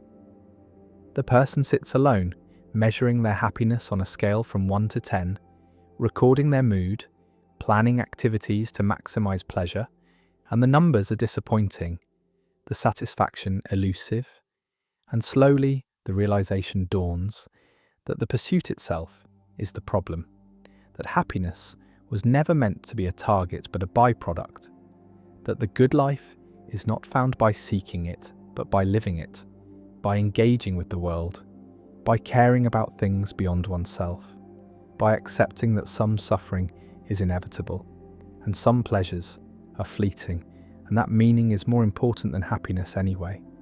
And the paradox resolves not by discovering a technique for achieving happiness, but by abandoning happiness as the goal, by recognizing that the best moments come unbidden, arrive when we are focused elsewhere, and that the life worth living is not the one that feels best moment to moment, but the one that matters, that connects, that contributes, and the hedonistic paradox remains, not as a puzzle to solve, but as a truth to accept, a reminder that we are not built for pure pleasure-seeking, that our psychology is more complex than simple hedonism allows, and that the path to satisfaction runs through meaning and connection and purpose, rather than through the direct pursuit of happiness itself. The homunculus problem, the little person inside who watches the brain. A neuroscientist explains vision by saying that light enters the eye, forms an image on the retina, signals travel through the optic nerve to the visual cortex, and there an image is formed, a representation of the external scene. And this explanation seems to explain something, seems to describe how vision works. But philosopher Daniel Dennett points out a fatal flaw. The explanation assumes that someone or something views the image in the visual cortex, reads the representation, sees what is represented, and this viewer is like a little person inside the head, a homunculus watching an internal screen. And now we need to explain how the homunculus sees, how it processes the image. And the same problem arises. We imagine the homunculus has its own eyes and brain, its own visual cortex with another image, and another homunculus inside the homunculus viewing that image. And the regress continues infinitely. Homunculi all the way down, each one requiring its own internal viewer. And nothing is actually explained. The mystery of perception is just pushed back one level, relocated from the person to the homunculus. And this is the homunculus problem, the fallacy of explaining mental processes by positing an internal agent that performs those processes. And the problem reveals that explanation requires mechanism, requires showing how processes work without assuming an intelligent agent that does them, requires decomposing tasks into simpler tasks that eventually reach mechanical operations that require no intelligence, no awareness, no homunculus. Imagine opening a person's skull and looking at the brain, and there you find a tiny theatre, a little stage where sensory information is displayed, sounds and sights and sensations. And sitting in the audience is a little person, the homunculus watching the show, perceiving the displays, making decisions, sending commands. And this little person is you, is the conscious self, the experiencer. And this picture is intuitively appealing, matches how consciousness feels like there is someone inside watching experience. But the picture is incoherent, because now we must explain how the homunculus perceives, how it watches the theatre. And if we say it has its own brain, its own sensory organs, then we need another homunculus inside the first one, and the regress is infinite, and nothing is explained. And the homunculus picture must be abandoned, must be replaced with explanations that do not posit internal observers, that explain perception and consciousness in terms of processes that are themselves mechanical, that do not presuppose the intelligence or awareness we are trying to explain. The homunculus problem arises repeatedly in theories of mind, in explanations of perception, cognition, action, and consciousness, because it is tempting to explain mental processes by saying that some part of the mind does something, recognizes patterns, interprets symbols, makes decisions, and implicitly we imagine this part as an intelligent agent, as a little homunculus with its own capacities.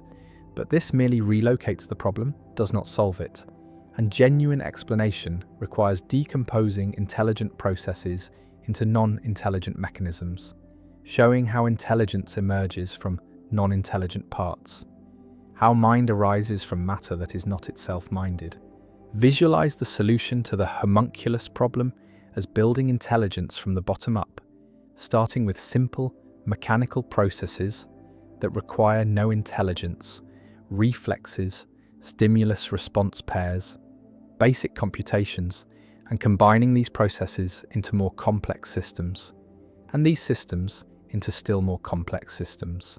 And through hierarchical organization, through layers of increasing complexity, intelligent behavior emerges without any layer requiring an internal intelligence, without any homunculus.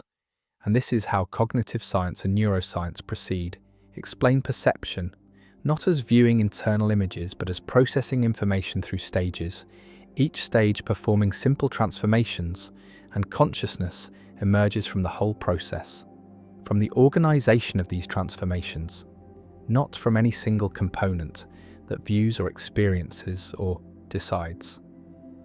Dennett's solution to the homunculus problem involves discharging homunculi, replacing each intelligent homunculus with stupider homunculi, with less capable agents that perform smaller tasks, and replacing those with even stupider agents. Until finally we reach agents so stupid they can be replaced by mechanical processes, by circuits, by neurons, and the entire system operates without any component that requires intelligence, and yet the system as a whole exhibits intelligence, exhibits mind. And this shows that intelligence is not a basic property that some things have, but an emergent property that arises from complex organization of simple parts. And minds are not mysterious entities, but are patterns of activity in brains, patterns that can be explained without remainder in terms of physical processes. The homunculus problem also appears in discussions of free will and agency, where we imagine a self, a decision maker, an agent inside who chooses what to do, and this self is another homunculus, is an unexplained explainer, a source of choice whose own choices are not explained. And genuine explanation of action requires showing how decisions arise from brain processes, how choices emerge from neural activity without positing an agent whose choices are uncaused or caused by nothing, and this requires abandoning the homunculus picture of self, replacing it with a distributed picture where the self is not a little person inside but is the whole system, is the pattern of activity across the brain, and agency emerges from this pattern. One response to the homunculus problem accepts it as showing that certain kinds of explanation are illegitimate, are pseudo-explanations that do not actually explain, and cognitive science must avoid homunculi, must explain processes mechanically, must show how mind arises from mindless matter, and this constraint shapes the development of theories forces, theories to be mechanistic, to specify algorithms, to avoid appeals to mysterious inner agents. Another response questions whether the homunculus is always fallacious, argues that sometimes positing subagents, components with limited intelligence, is a useful step in explanation, as long as these subagents are eventually explained themselves, as long as the regress terminates. And this is Dennett's discharge strategy: use homunculi temporarily as placeholders, as ways of structuring explanation, but always with the goal of replacing them with mechanical processes. And so homunculi are tools for thought, are scaffolding that is removed once the real explanation is built. A third response argues that the homunculus problem reveals limits of reductionist explanation, suggests that consciousness might resist explanation in mechanical terms, might require a different approach, and the persistent intuition that there is someone inside, an experiencer, a subject, might reflect something genuine about consciousness that cannot be captured by functional or mechanical accounts. And this response is sympathetic to dualism, to the view that consciousness is not reducible to physical processes, that the subjective character of experience is not explicable in terms of objective mechanisms. The homunculus problem also connects to debates about consciousness and the hard problem, because part of what makes consciousness seem mysterious, seem hard to explain, is the intuition that consciousness involves an experiencer, a subject who has experiences, and this experiencer is like a homunculus, is an unexplained element in explanations of consciousness. And if we try to explain consciousness by saying brain processes produce experiences for a subject, then we have not explained consciousness, but only relocated the mystery to the subject. And so explaining consciousness requires eliminating the homunculus, showing how subjective experience arises without presupposing a subject who has experiences, showing how there can be experiences without an experiencer, or how the experiencer is itself constituted by the experiences rather than being prior to them. The little person sits inside the brain, watching the neural theatre, and the philosopher points out the infinite regress, the explanatory failure, and the homunculus must be eliminated, must be replaced by mechanisms, by processes that are themselves mindless, but collectively produce mind. And the homunculus problem persists as a methodological constraint on cognitive science, a warning against pseudo-explanations, a requirement that theories genuinely explain rather than merely labeling or relocating mysteries. And the problem remains relevant, remains invoked whenever theories implicitly appeal to internal agents, to components with unexplained intelligence, to parts that do what needs explaining, and the homunculus is a perennial temptation, a fallacy that resurfaces in new forms, and vigilance is required to avoid it, to ensure that explanations of mind explain all the way down to mechanical processes, to neural activity, to physical causation, and the little person must vanish, must be dissolved into the processes that were supposed to serve it, and the brain emerges not as a theatre with an audience, but as a complex system of interacting components, none intelligent on its own, but collectively generating the intelligence we attribute to the person. And the homunculus problem endures as a permanent challenge to theories of mind, a reminder that genuine explanation requires mechanism, requires discharge of intelligence into non-intelligent processes, and the little person inside is a fiction, a conceptual error. An understanding mind requires abandoning this fiction, embracing the mechanistic view that minds are what brains do, and homunculi are explanatory dead ends that must be avoided. The information paradox. What happens to information? When it falls into a black hole. A black hole forms when a massive star collapses. Its gravity becomes so intense that nothing can escape, not even light, and the boundary beyond which escape is impossible is called the event horizon, a spherical surface surrounding the black hole, and anything that crosses this horizon is lost forever, pulled inexorably toward the central singularity where density becomes infinite and the known laws of physics break down. And this seems straightforward. Black holes consume matter and energy. They grow as they absorb material, and information about what fell in is destroyed, erased from the universe. But this simple picture creates a profound paradox, because quantum mechanics insists that information cannot be destroyed, that the universe preserves a complete record of its state, that if you know the present perfectly, you can in principle reconstruct the past. And this principle of information conservation is fundamental to quantum theory, underlies the mathematics of quantum mechanics. And if information can be destroyed in black holes, then quantum mechanics is wrong, or incomplete, or requires modification. And this clash between black hole physics and quantum mechanics is the information paradox, first articulated clearly by Stephen Hawking in the 1970s and still not fully resolved despite decades of intense research. Imagine throwing a book into a black hole. The book contains information, words on pages encoding knowledge, and as the book falls toward the event horizon, it crosses that boundary and disappears. And an observer watching from outside can never retrieve the book, can never read its contents. The information seems lost, and if millions of books are thrown in, if stars and planets and entire galaxies are consumed, all that information vanishes and the black hole carries no record of what it ate. It is characterized completely by just three numbers: its mass, its electric charge, and its angular momentum, and everything else. All the details, all the structure, all the information about what fell in is gone. And this erasure of information violates quantum mechanics, violates unitarity, the principle that time evolution is reversible, that information is conserved, and so we face a dilemma: either quantum mechanics fails, or general relativity fails, or our understanding of black holes is incomplete. And all three options are troubling. All three challenge the foundations of modern physics. The paradox deepens when Hawking radiation is considered, because Hawking discovered in 1974 that black holes are not completely black. They emit thermal radiation. Due to quantum effects, near the event horizon, virtual particle pairs pop into existence just outside the horizon.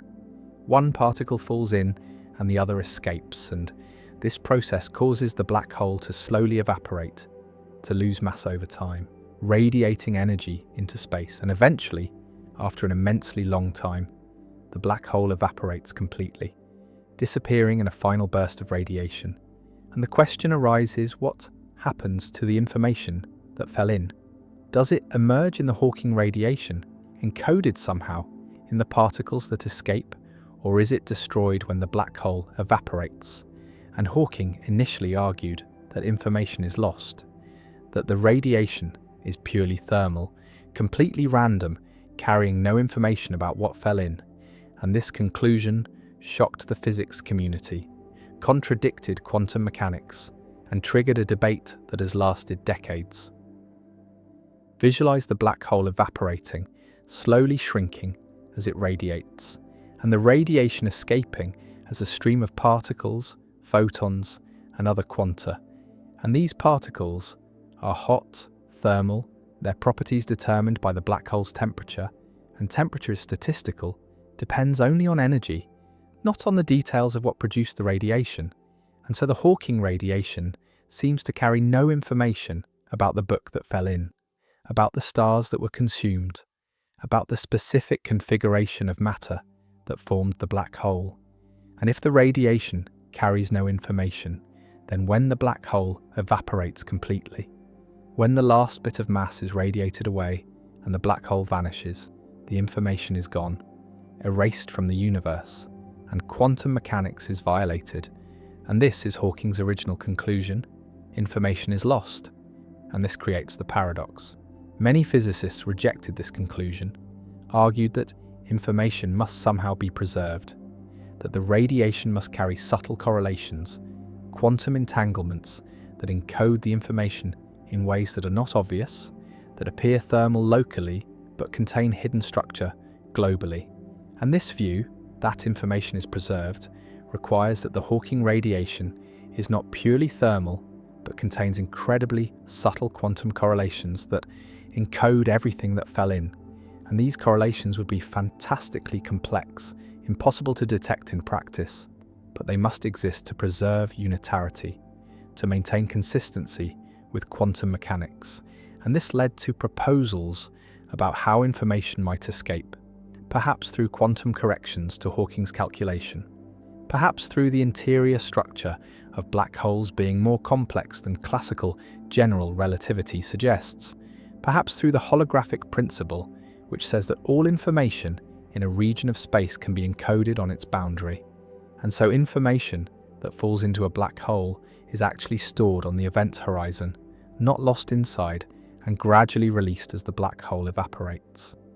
The debate between information loss and information preservation became one of the most important controversies in theoretical physics, with Hawking on one side arguing for loss, and most of the quantum mechanics community on the other arguing for preservation, and the stakes were high. If information is lost, then quantum mechanics needs revision. If information is preserved, then general relativity, or our understanding of black hole interiors, needs revision. And either way, fundamental physics faces a crisis. And the paradox drove research in string theory, quantum gravity, holography, and black hole thermodynamics.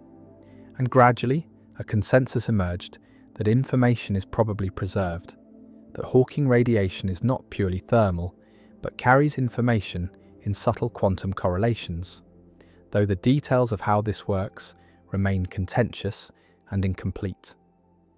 Hawking eventually conceded the argument, famously changed his mind in 2004, and admitted that information is probably preserved, though he did not provide a complete mechanism, and the information paradox remains partially resolved. The community believes information is preserved, but lacks a complete detailed understanding of how information encoded in matter that falls into a black hole is transferred to the Hawking radiation that comes out.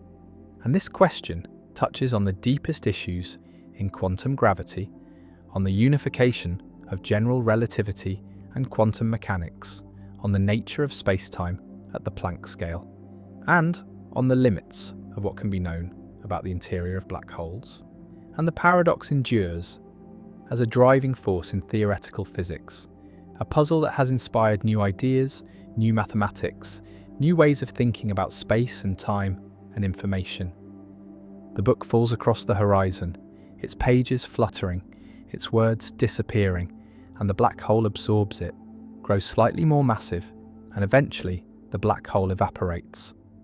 Hawking radiation streaming out, particles escaping, and somewhere in that radiation, encoded in correlations, too subtle to detect, the information about the book survives, preserved by the laws of quantum mechanics, hidden but not destroyed. And the paradox resolves, not by destroying information, but by recognizing that black holes are more subtle than they seem, that the event horizon is not a simple boundary, but a complex quantum surface, that the interior is not a simple void, but a region where space-time and quantum mechanics intertwine in ways we are only beginning to understand.